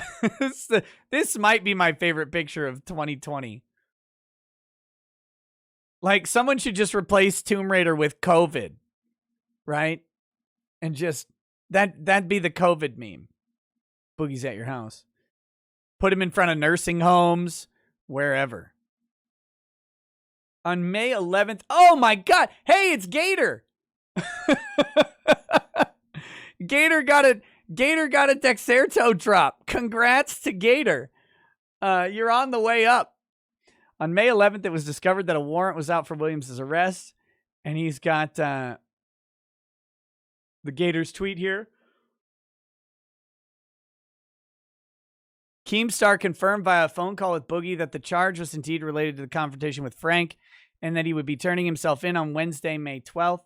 Williams himself confirmed this, but said he could not comment further for obvious reasons. So news circulating around me, can't really comment for obvious reason. Thank you and anyone for supporting the situation, though. I'm going to do the right thing and do it by the book. Glad to cooperate with authorities, heading home today to do so. Frank Hassel, the YouTuber who went to Williams' home in September over the internet feud, posted an image of the arrest warrant with the caption, "I hope he gets the help he needs." Oh, that's nice. And then Boogie2988 is still an active YouTuber with over 4 million subscribers, with much of his content gaming related as well as personal life updates. So there you go.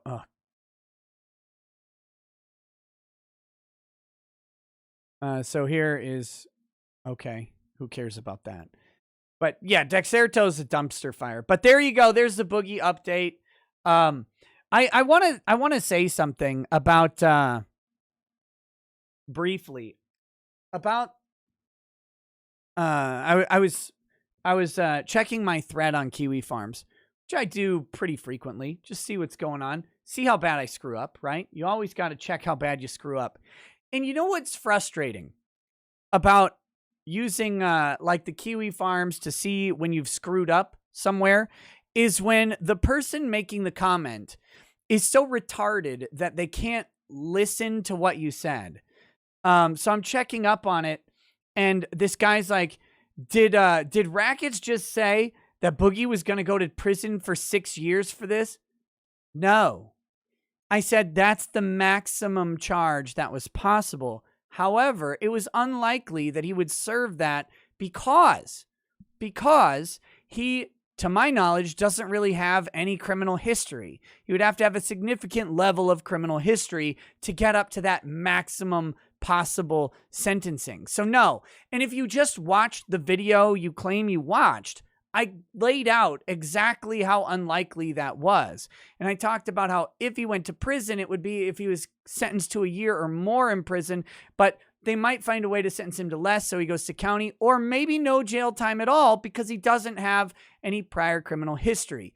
If he makes an effective plea bargain to something like a disorderly conduct, a misdemeanor offense, gets some community service, and agrees to probation, there's a possibility that they won't want to send him to jail. That was all in the video. If you weren't fucking stupid, you could have seen it. But there you go. Jesus Christ.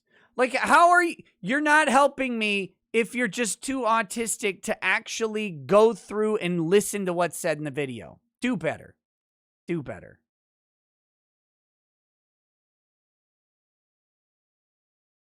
All right. Andrew War Snowboard says, people don't see themselves as individuals anymore.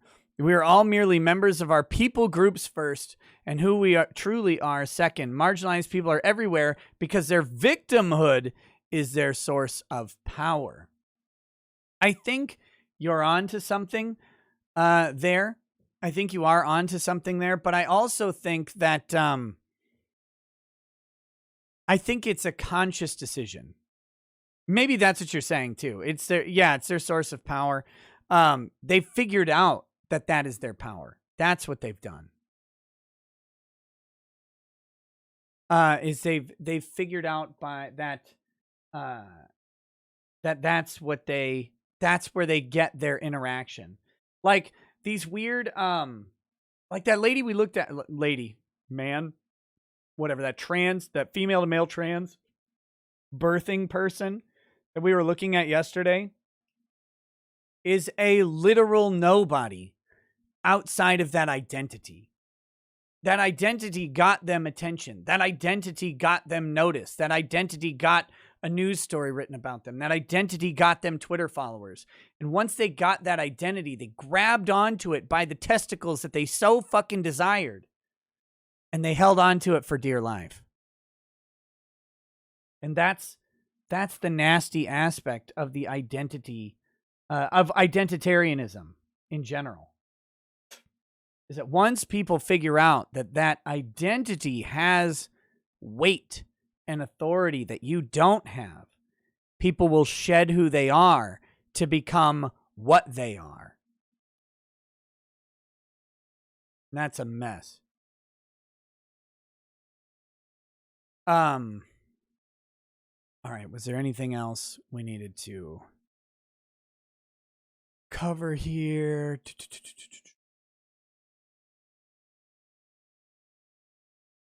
Someone wanted me to look at this story. I haven't looked fully into it, but let's check it out real quick. This is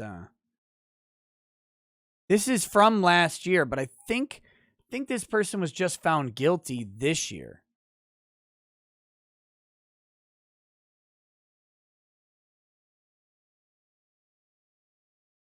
Woman 32 faces life in jail for killing her alleged rapist who threatened to kill her family. Victim said that the rapist threatened to kill her and her loved ones if she told anyone about what happened. A woman from Alabama allegedly shot her rapist as he tried to kill her brother and now could serve a life sentence in jail for murder, according to The New Yorker. The accused woman, 32-year-old Brittany Smith, revealed how Todd Smith 38, brutally raped and beat her at Stevenson, Alabama residence in January 2018.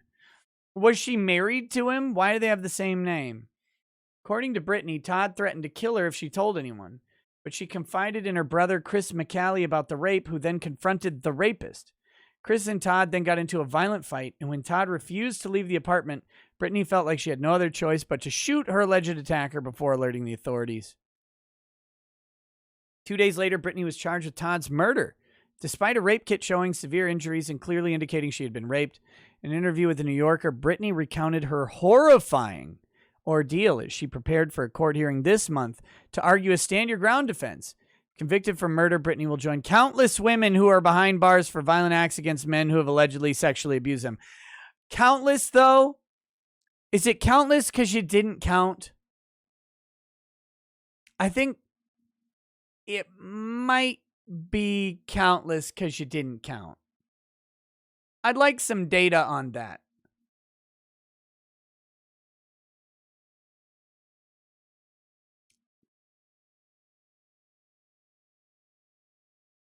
As her mother couldn't pay her bond, Brittany might face a jail term from 20 years to life. Brittany said that she felt happier than she'd ever been in January 2018. The newly divorced mother of 4 had a rough few years. She lost custody of her eldest 3 children in 2013 as she battled with substance abuse. However, she was beginning to see a ray of hope as she had been awarded increased visitations, and the prospect of her gaining full custody was looking good. Furthermore, after years of working low-paying jobs, she finally secured a new job at a flooring company that offered to pay her more than she would need to cover her expenses. I felt uplifted, she said. Like everything is going right, I have a new job now. I'm going to get my babies back, and I have a home. Brittany was apparently on her way home with her brother when she got a call from Todd asking if she could pick him up. She knew Todd as someone who bred pit bulls. Okay, so they're not related, I guess. Just a couple of Smiths running around. The day before, Brittany had allegedly visited Todd's home in Jasper, Tennessee, and took home a pup. According to her, she was reluctant to comply with Todd's request. Wait a minute. Okay. Todd is someone she knows who breeds pit bulls. She goes and gets a dog from Todd. The next day, he calls her up and says, I really need a ride home. And she's like, yeah, you're that guy who breeds pit bulls. I'll give you a ride? Lol, no, fuck off. Wait. Why in the hell would you give this guy a ride anywhere? You don't know him. I just had a gut feeling that something was going to happen, he said. Finally, she agreed to help him as Todd claimed he was stranded amidst heavy snowfall. Uber, a bus, a cab, anything else. Haven't we had movies? Haven't there been enough movies about this? Like, you never pick up anyone you don't know. Why would you do this? I wouldn't go pick up Todd. I don't know you. Well, I gave you that dog. Fuck off. You gave me a dog. I didn't even want it. I don't even want the dog. I'll throw it back to you. What do you gave me a dog, so I'm going to pick you up on some random place tomorrow? No.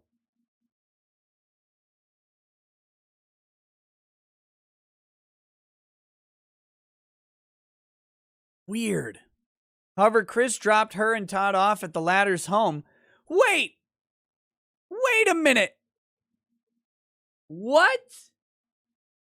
This story keeps getting weirder.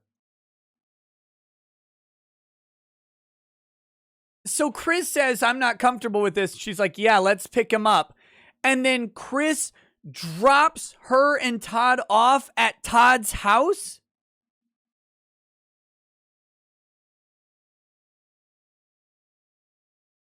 And the two of them were having a discussion about their life and addictions. Woman, what are you doing? Brittany then advised Todd to get his priorities together, but somehow that advice offended him, and he went on to verbally abuse her. He headbutted her.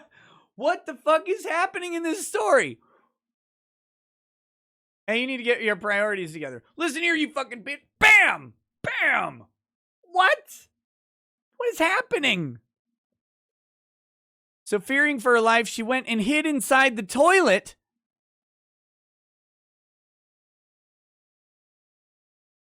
Like an outhouse? I mean, I know they're in Alabama. What? But Todd broke it down and then choked her till she passed out. What the fuck is happening? Wait. Why did Chris leave? What was she gonna do? She's just gonna hang out with Todd for a while?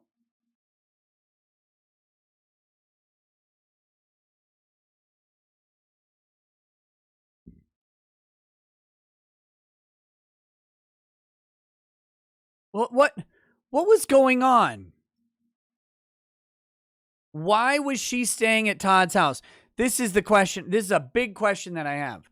Like, look, I mean, she's clearly got all sorts of marks and wounds or whatever. But like, what was the plan here is what I don't understand. This is one of those situations. You will never, ever find me in this situation. I can guarantee you my brother is not going to drop me off at Todd's house with Todd so we can talk about their addictions and then fucking leave so I can then accidentally insult Todd to be choked out. What? How do you get into... I've said it before. I've said it a couple times on this show. I've talked about when you do criminal defense. When you do criminal defense, you run into people who they just keep getting into encounters with cops. You just keep getting into, man, the cops just keep, I'm always dealing with cops. Okay.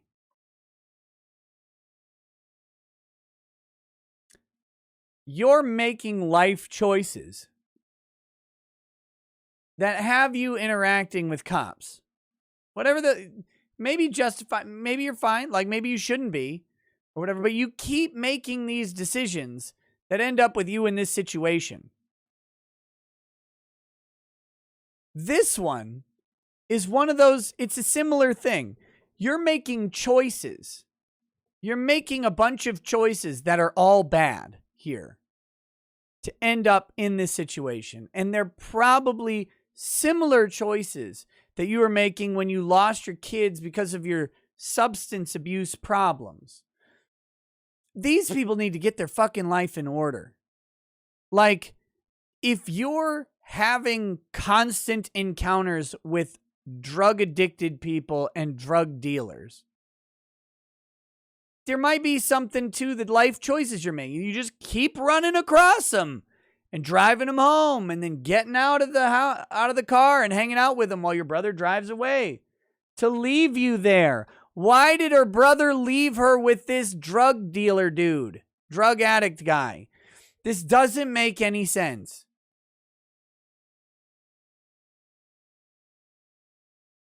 She woke up to find Todd raping her with his hands around her neck, and as she could do nothing about it, she decided to let him finish what he was doing. Todd finished, gross, and then warned her not to tell anyone. After she called her brother, Chris arrived armed with a .22 caliber revolver and asked Todd to leave. Did you bring a .38? As the argument increased, she took the gun and fired 3 shots, then called 911. By the time officials arrived, Todd was dead.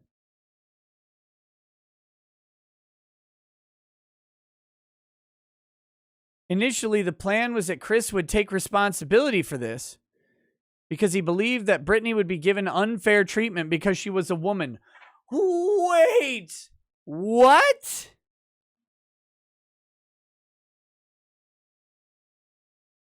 What world do these people live in?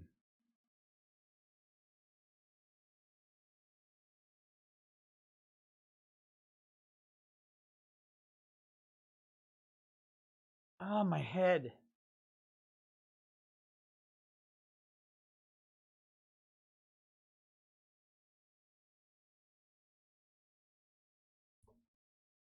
I hate to say this, but Jackson County, they're a little bit behind on the times, Chris said. Women get the short end of the stick. Yeah, how many...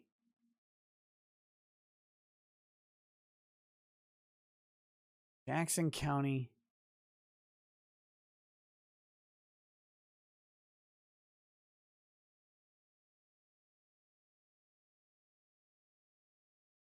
I don't know if I can find this real quick.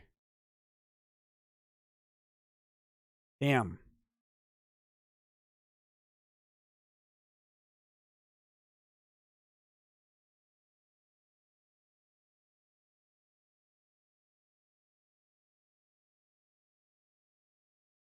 Oh, Jesus Christ. All right. This story gets better. We'll read it. We'll read on in a second. According to the report, Jackson County has an alarmingly high rate of aggravated assault cases, which was found to be more than double the state average between 2015 and 2017. Are they involving women? Though? Like, an alarmingly high rate of aggravated assault cases doesn't mean that women are involved. But here, let's see how the story ends. Because this just came out yesterday. Well, today, because it's after midnight. It came out earlier today.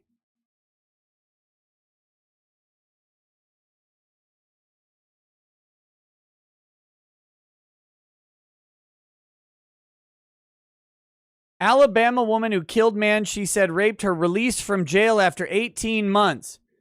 So she was guilty. She was found guilty of murder, but released after 18 months. Okay? How could this happen? An Alabama woman who pleaded guilty to last year to murder.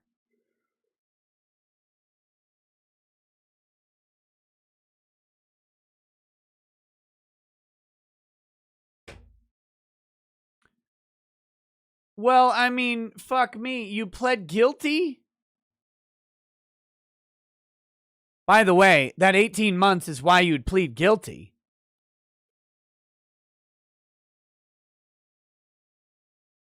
But you try murdering someone and plead guilty and see how 18 months you get. Brittany Smith was released from jail. Now, she shouldn't have served any time in jail. She shouldn't have served any time in jail. She shouldn't have served a day. She should have been not guilty on all counts, right? Like, if this guy, I know she made a bunch of stupid decisions that got her in this position, but guy rapes her. She ends up shooting the guy. I got no sympathy for the rapist. None. Just fucking ice him. I don't care. No harm, no foul to me. She shouldn't have served any time. But when you plead guilty, what are we supposed to do? Well, you're guilty, but for murder, but we're not going to give you any time. I mean, 18 months is a gift.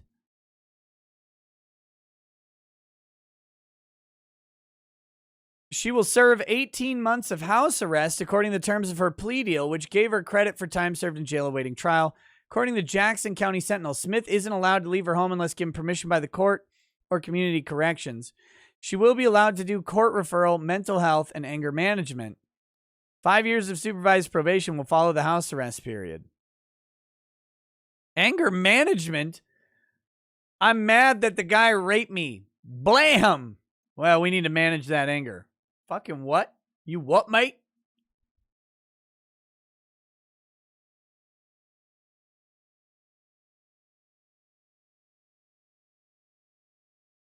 Smith pleaded guilty on the eve of her scheduled trial to killing Todd Smith.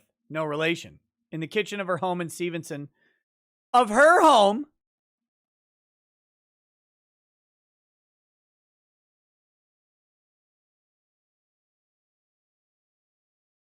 What?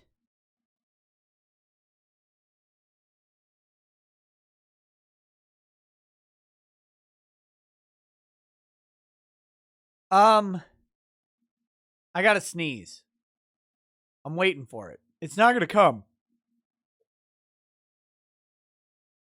What?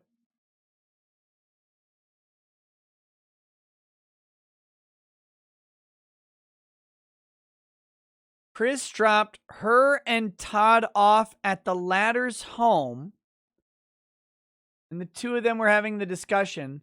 Brittany then advised Todd to get his priorities together, but somehow that advice offended him and he went on to verbally abuse her.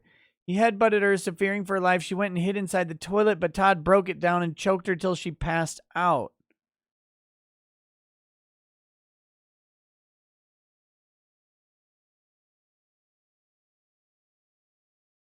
Is this her next door neighbor? Is this her next door neighbor? Is that what this is?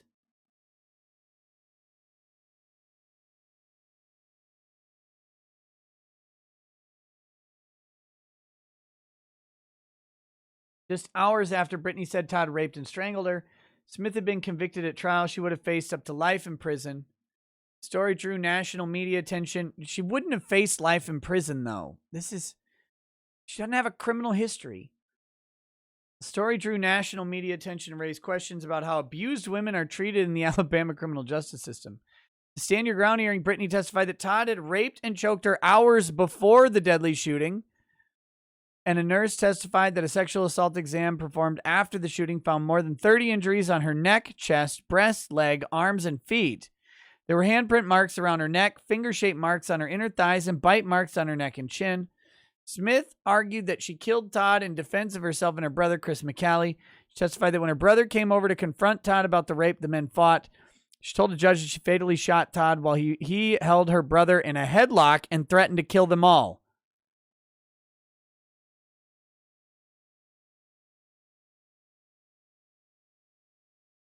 Holt denied Brittany's request for immunity from prosecution under Alabama's self-defense law, saying she had not proven that the killing was legally justified. Huh?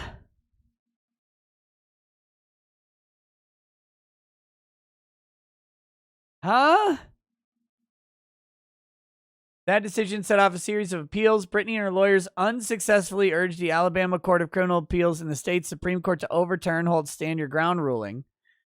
The defense also lost appeals to have Holt removed from the case, alleging she was biased against Brittany. The judge is a she.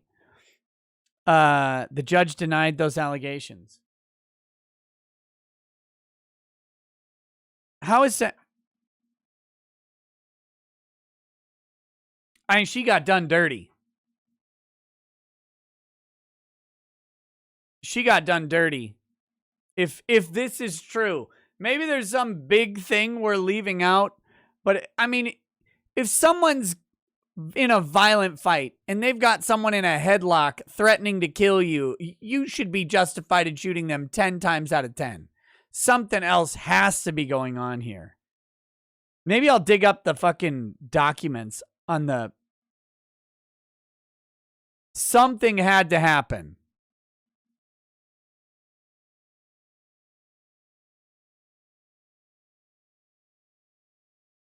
Something about this story ain't right.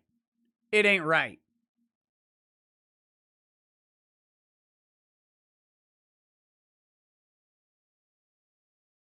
The other side is dead. I don't really care about the other side. Sounds like a piece of shit. But something else is messed up with this. Ace of Spades says, hey, Nick, here's some money for you. Just finished my last midterm for the semester, and now some time for R&R till the fall. I don't get what everyone's crying about midterms being hard, but the Marines prepared me for it. Hey, first of all, thank you for the money. 2, congrats on completing your midterms, getting some R&R over the summer. Very much hope that you spend it very well.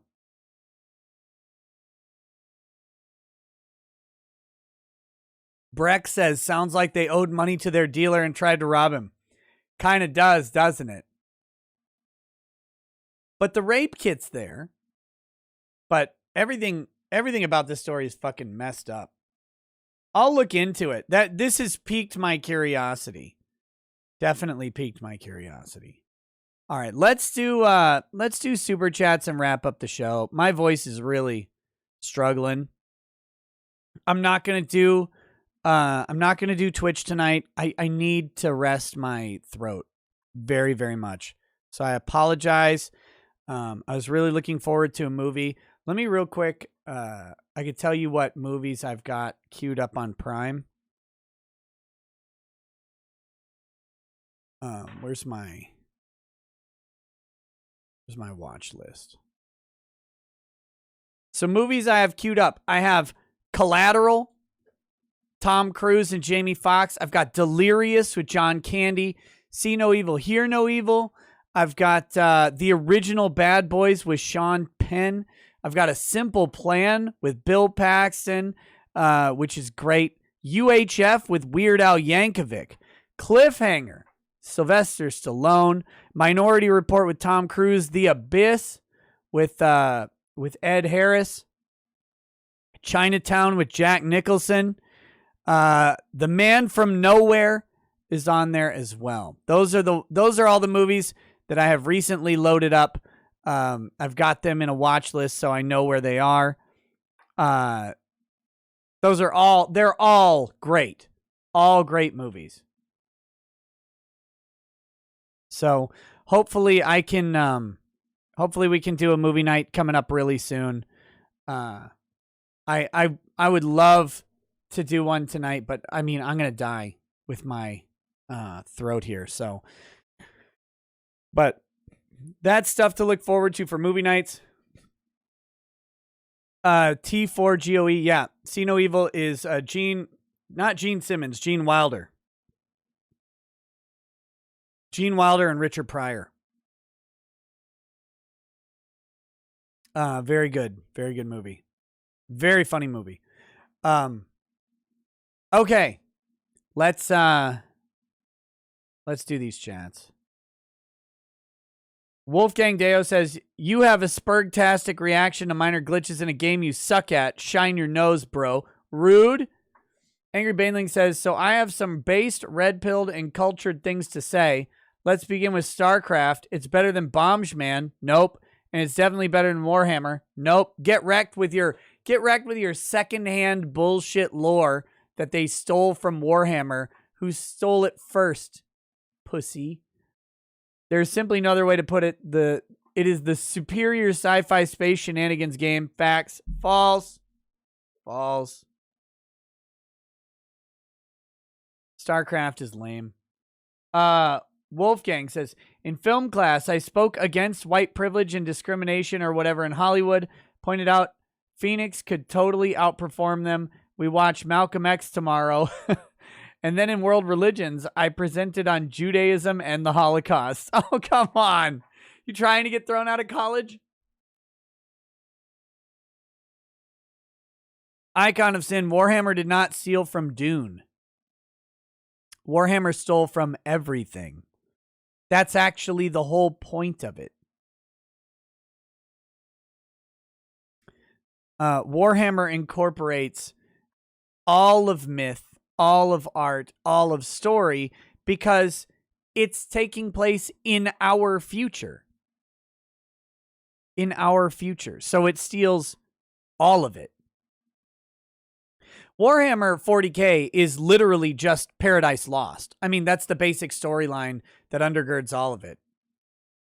It's the entire universe incorporated into itself. All right, Crusader says, say, Nick, when you're out and about with your 5 kids, has anyone ever asked you, are they really all yours? Dude, all the time. Constantly. People are like, which is funny because we hang around homeschoolers. Because we have a homeschool co-op that we go to and stuff. And 5 kids is not many at a homeschool group. A homeschool group, like, you're looking at 8, 9, 10 kids with a lot of families. So, like, 5 is like, yeah, I mean, I guess you're like a medium-sized family. But, so we don't think anything of it. But then we go out in public, people are like, oh my God, I couldn't deal with 2. Okay. Happy Trail says, all I hear from that DSP guy is, wah, poor Whittle me. He needs to shut the fuck up and go get a job and not sit there bitching at his followers to pay his way. If you just sit there and rest on your laurels, don't be shocked when life cock slaps you. Siren Jag says, God, Boogie is so fat. He looks like he ate Margaret Cho, then got hungry again an hour later and ate someone else. Aw, you ain't right, Siren. That's wrong, man. That was brutal. Heavy Weapons Guy says, I shove wrench down his throat, then I rip off all his fingers one by one. Let's see you build your toys now. Ha ha ha. There's blood everywhere and he's crying. Ha ha. Think he cries out for mother, but ha ha, the wrench is stuck in his throat. The fuck is that? I don't even know what you're saying. Arctic Pride says, forgiveness is divine, but never pay full grift for late and gay internet lawyers. I'll say it a million times. Look, the other day, one of my cats got an injury and we had to take him to the vet. He had a wound on the back of his leg, right? And this is a fluffy ass cat. Some of you have seen him. It's Button. This cat is a floof monster. And, he had the wound, but like he had some fur that looked like it was kind of in there or whatever. And so the vet had to take little tongs and pull the fur out. And there's like 1.5 inches, 2 inches of fur inside the wound shoved in there. So you had to rip that out of the cat. And so then now the cat has antibiotics, right? To keep from getting an infection in the wound. Makes sense. Not a big deal. But that's why I was late, because I had to give the cat the antibiotics because Lady Raggeds gave it to him yesterday and he's really pissed off at her. So now he's really pissed off at me because I had to, you have to get the little cat syringe and like shove it in their mouth and try and get them to eat it. They hate it. They hate it. So poor Button, but he's good. He's doing great. And, but yeah, so because of that, I sent the invite to Team SNEED at like 10:57. So I was waiting for him to show up, but it wasn't his fault being late because I was late sending it to him. So, but yeah, that's why we were late today. Joseph Gonzalez says, how much time to beat Cuck Souls? Love the game. Let's see, which ones did I not miss? Jack White says, Nick, question for you. Can an employer confiscate your personal property like your phone, more specifically a manager? That's a very good question. I guess it would kind of depend on your employment agreement and if you agreed to let them confiscate your property, but typically speaking, no, that would be called conversion. They don't get to deprive you of your personal property without your consent.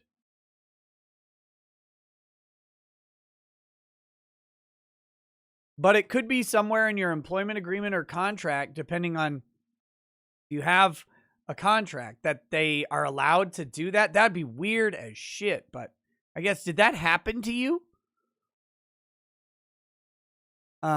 Next we've got...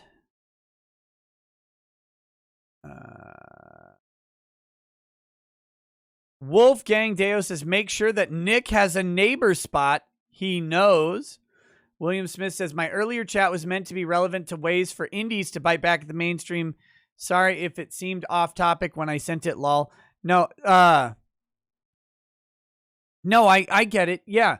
I wanted to comment on that a little more, William Smith. Your idea of like the video books, rather than audiobooks.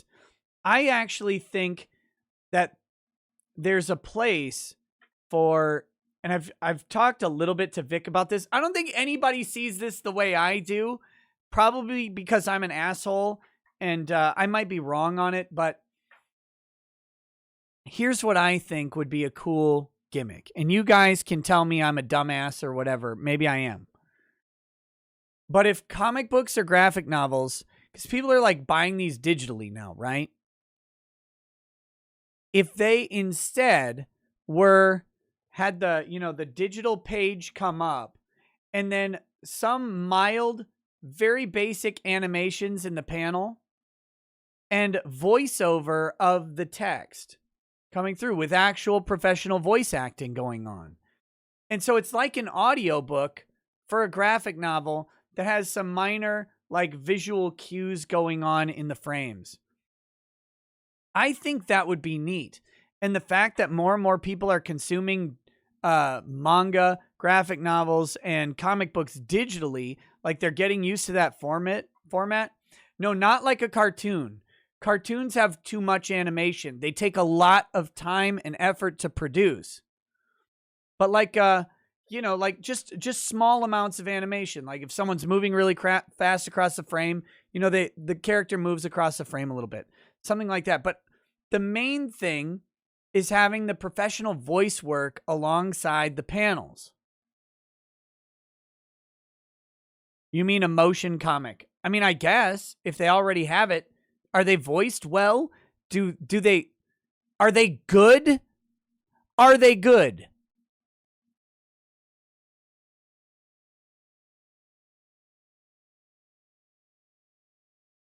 Motion comics exist. Okay, I don't know. Like I said, you get to call me a dumbass or whatever. They're not voiced. Robot voices? That's what I'm talking about. You've got manga. Hugely popular. Big thing going on in manga. You could actually have voice actors doing the manga voiceovers. That's what I was talking about. And the reason I was bringing that up is I was brainstorming things. I'm like, okay, so if Vic can never do anime again, what could he do? And to me, that seems like something that could be done. Yes, they are professionally voiced and suck.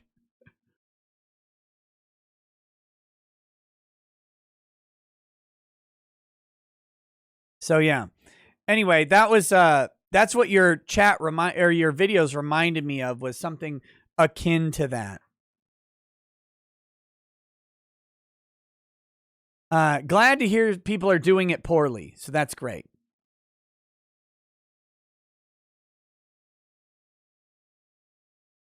Yeah, it's basically legal. Oh, well, don't ever do it then. It's garbage.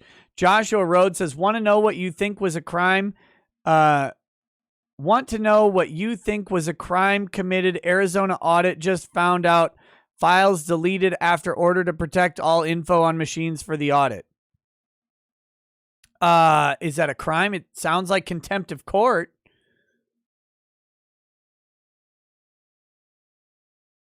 CJ says, chlorine from the hot tub boomer. I wasn't drinking chlorine. What are you talking about? Kissa My Ass says, would you consider Aiden Paladin as a guest? Yeah, if she was up for it. Sure. I would love to talk. I have a couple different subjects that I think would be really interesting to talk about with Aiden in regards to social media, in regards to how people behave on the internet. Biden the cold one says, Nick, stop doing voices, you boomer. You're going to wreck your voice more. And then he says, honestly, why do people watch DSP? Do they hope they see the moment he implodes? To be clear, the DSP voice is not straining on me at all.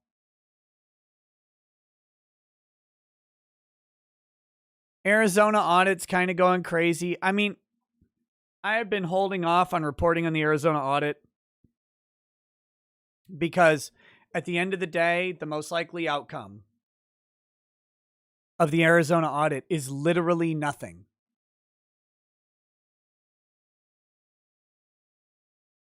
I hate to say that because I know people really want something to happen.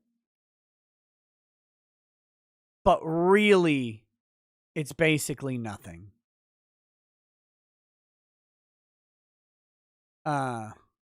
Which is a shame because I think there's a bunch of shit. I think there's a bunch of shit that happened in 2020 that needs to be addressed and dealt with. Absolutely. But I don't think it's gonna get addressed or dealt with. That's the problem. Denial says, hey, Nick, what age did you study law? Is it safe to study a career after 30s? Yes. I studied law. I think I went in, let's see. I started law school when I was 29, almost 30, I think. Wait. Shit. My timelines are all messed up. Might have been 31.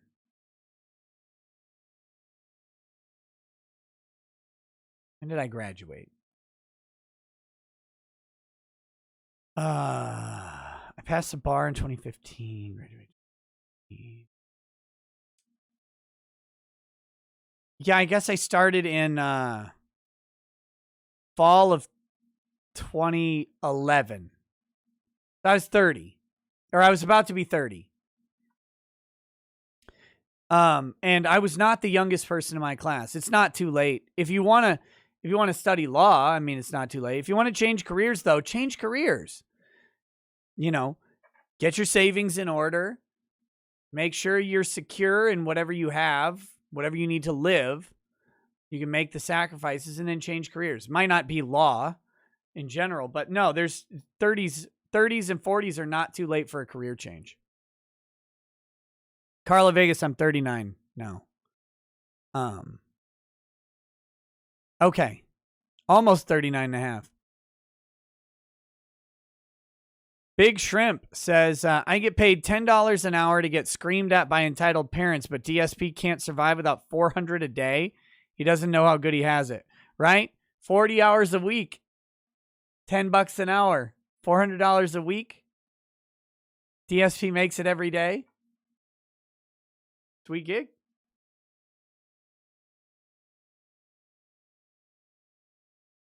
If I could make that just playing video games, I think it'd be great. I can't because I'm so fucking bad at video games.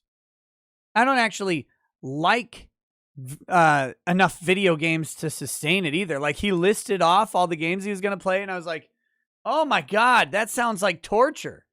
You would have to pay me a lot of money to play most of those.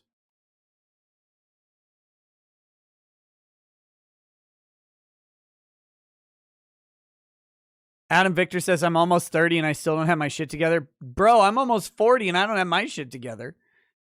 Somewhere our parents lied to us and pretended that they knew what they were doing with their lives when they were like 9. CJ says, sounds like a DLC scenario for Cuckold Simulator. Mickey Strand says, she is a masochist and addicted to being dominated. CJ says, totally DLC for the simulator. 22, she took it from her brother and had the balls to do it, not him. He tries to cover. He planned to take the fall. Bad Vibe says, warning, Nick's nose smells BS about the story. The nose knows.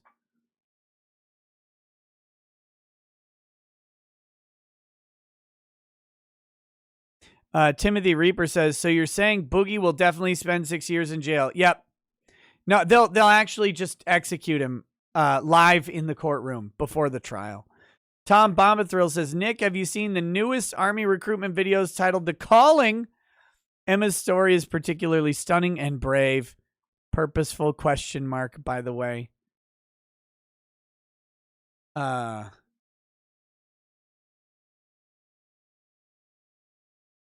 No. What the fuck is this? All right. What is this?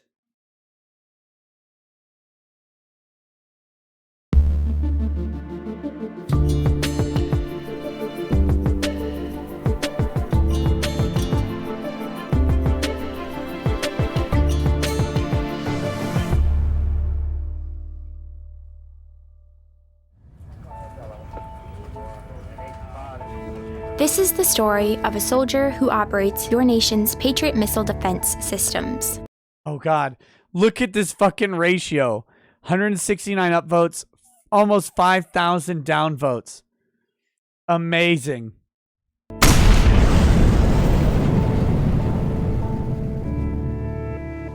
It begins in California with a little girl raised by 2 moms. Look, one of them looks like Bill Gates. Hey, billionaire mom, Bill Gates, will you please buy me a rocket ship? No, but I'll send you to the army.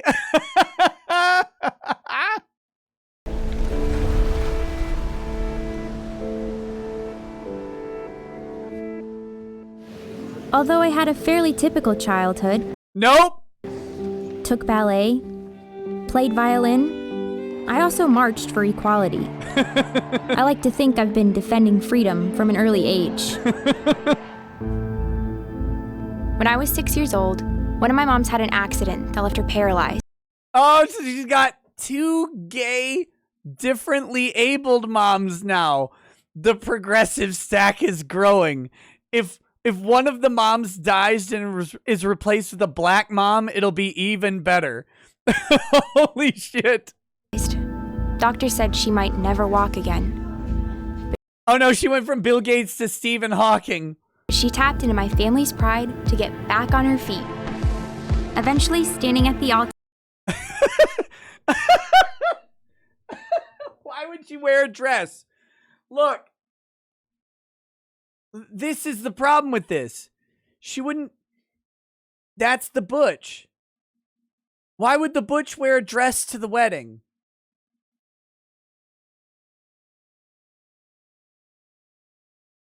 It's still a chick if it's not in a wedding dress. That doesn't change it.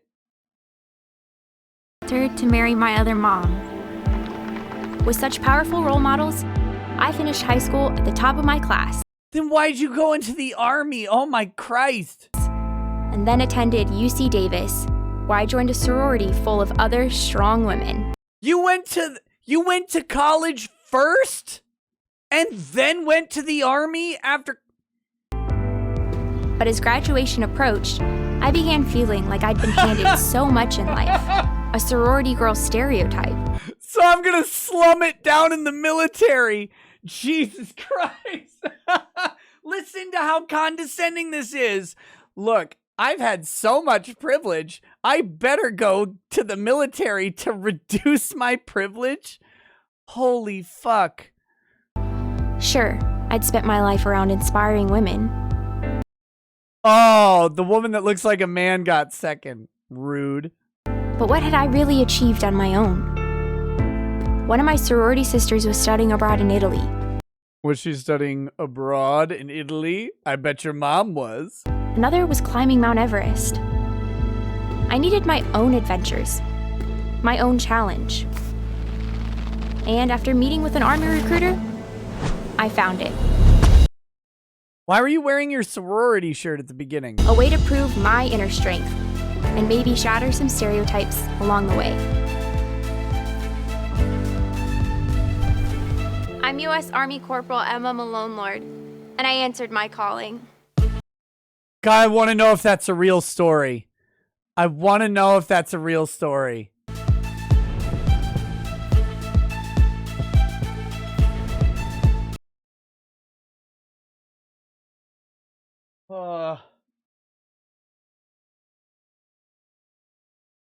Oh my God.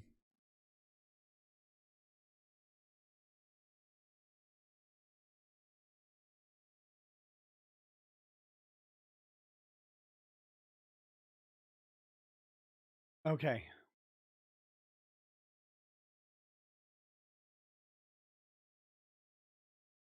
Wow. Thank you. Thank you, Tom Bombathrill.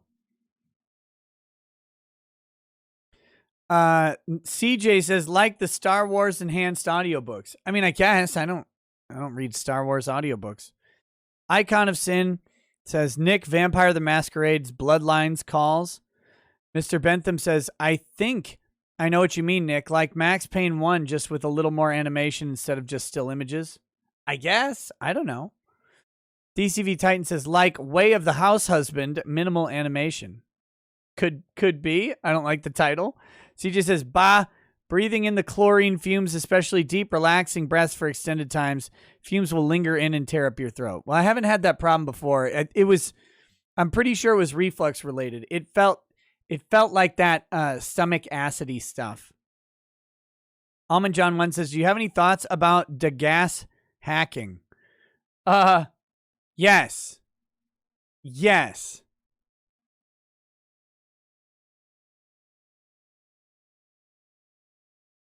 I do. Thank you for reminding me.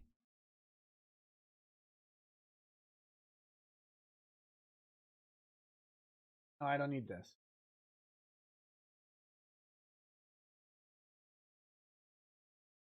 Biden signs executive order to strengthen U.S. cybersecurity defenses after Colonial Pipeline hack. President Joe Biden's executive order comes as Colonial Pipeline continues to grapple with a crippling ransomware attack.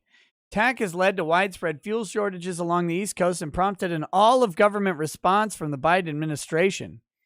Last year, software from the IT company SolarWinds was breached. Hackers gained access to communications and data in several government agencies. President Joe Biden signed an executive order Wednesday aimed at strengthening U.S. cybersecurity defenses, a move that follows a series of sweeping cyber attacks on private companies and federal government networks over the past year. Let's talk about that order. President's executive order calls for the federal government and private sector to partner to confront persistent and increasingly sophisticated malicious cyber campaigns. Takes a number of steps aimed at modernizing the nation's cybersecurity. Okay, let's see how this goes. Requires IT service providers to tell the government about cybersecurity breaches that could impact U.S. networks. Removes certain contractual barriers that might stop providers from flagging breaches. Okay, that's fun. Creates a standardized playbook and set of definitions for federal responses to cyber incidents. Oh, good. We get more acronyms. Pushes the federal government toward upgrading to secure cloud services and other cyber infrastructure. And mandates deployment of multi-factor authentication and encryption with a specific time period. Okay, so 2FA and secure cloud services, what were they using before? So we just gave a big boost to Microsoft and Amazon, probably. Improve security of software sold to the government, including by making developers share certain security data publicly. This might be interesting if they're actually doing like a public encryption code or whatever, you know, like the main encryption that we use, 64-bit or 128-bit, I don't remember. But proprietary encryption tends to have problems, whereas open source encryption tends to perform better. So this one might be decent. Who knows? Establishes a cybersecurity safety review board comprising public and private sector officials, which can convene after cyber attacks to analyze the situation and make recommendations. Oh, good. More bureaucrats. Improves info sharing within the federal government by enacting a government-wide endpoint detection and response system. Yeah. So what do I think about the pipeline attack? They had an executive order ready to go. What else do you need to know about it? What else do you need to know about the pipeline attack? Then they literally had an executive order with a plan ready to go within 2 days. Hope you like being out of gas in Atlanta. The government just did that so it could go ahead and pass an executive order that they could have passed already. They didn't need this. They could have just done it anyway. SoCal Chris says, Frank has a petition to have Boogie executed. Check out Twitter. Serial Foxity says, High Republic level artwork. Oof. Rhinosaurus Rex says, apparently the army is no longer concerned with creating the most lethal fighting force on the planet, just the most diverse and politically correct. Yes. Peter Pete says, Biden started building the wall again. Why? Crisis? I don't know. I haven't heard about it. And Chris Hill says, I tried to go to the military out of college. It was a Chair Force Officers program, and I learned you would not want me as the CEO. Vienticus Prime says, Colonial was a hack, strictly a hack, and nothing else, no collateral. Don't watch Outside the Zeitgeist, episode 15, or search Hunter Dawn, North Carolina.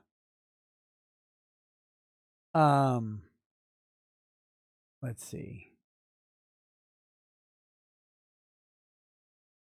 Shadows King 101 says, hey, Phil, do you know how bad you smell? The stench. My God, you reek. You reek of shit. Do you know that? Do you know what a fucking loser you are? Crusader Saracen says, Nick, they already have what you're talking about. They're called motion comics.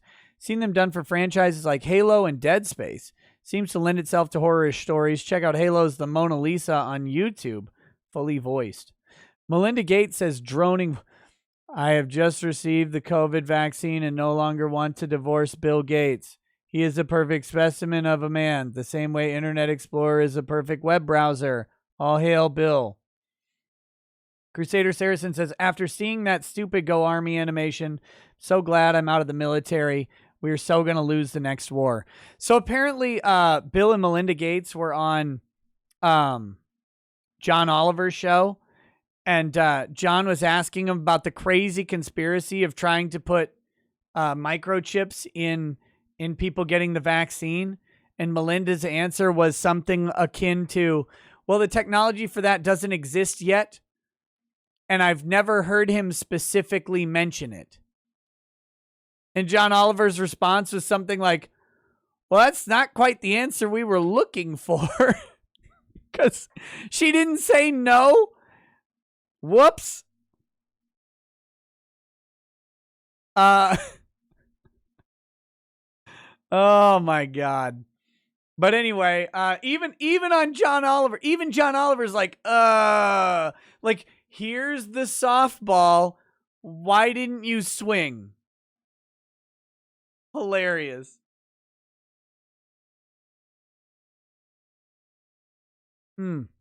E1337 Neo says, I'll gladly take gas for $1.79 per gallon accompanied by a bunch of mean tweets as opposed to the garbage we have today. Guys, we're just getting started.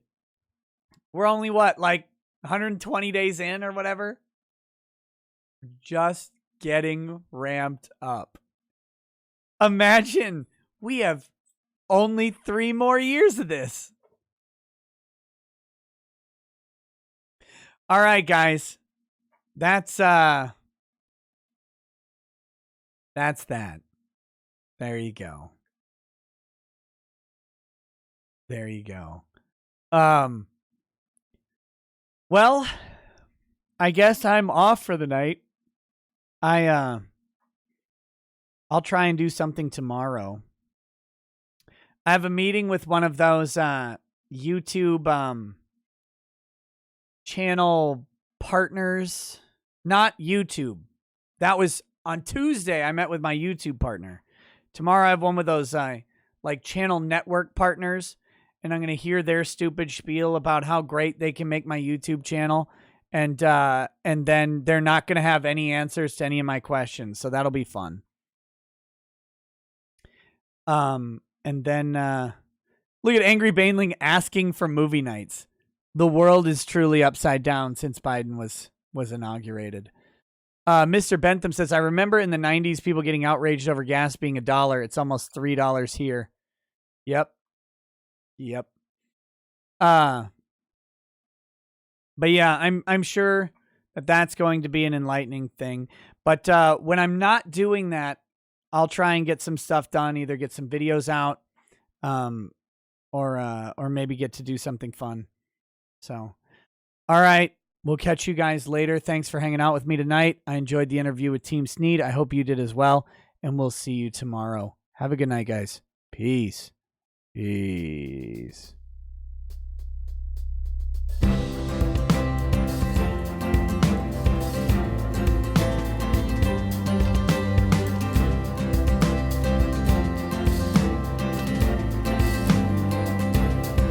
Oh, he drinks a fair bit, but you realize that it just helps get his noggin jogging along. With his glass by his side and his kids asleep tight, we'll hear some lost-plaining tonight.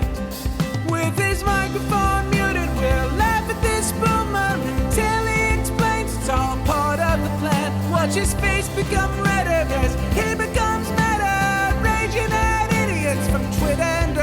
From the white shores of Maine to the hills of Glenlivet, there's no one who explains the law better than Nick.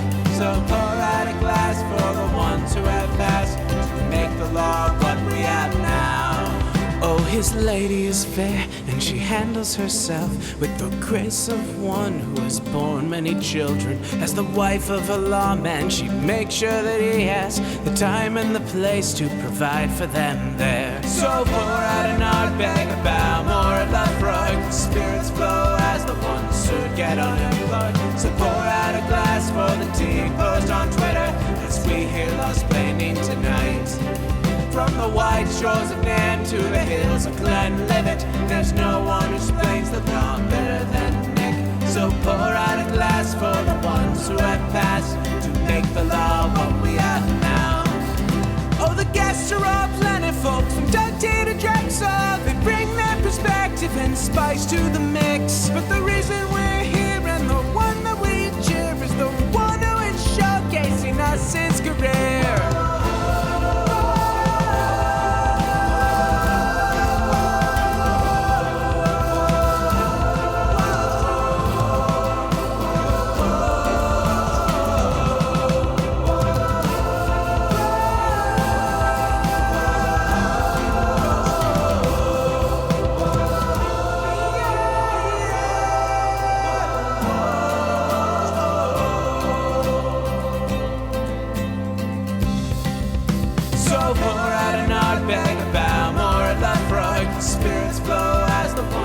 Get unemployed. So pour out a glass for the tea, post on Twitter as we hear Lost Planning tonight.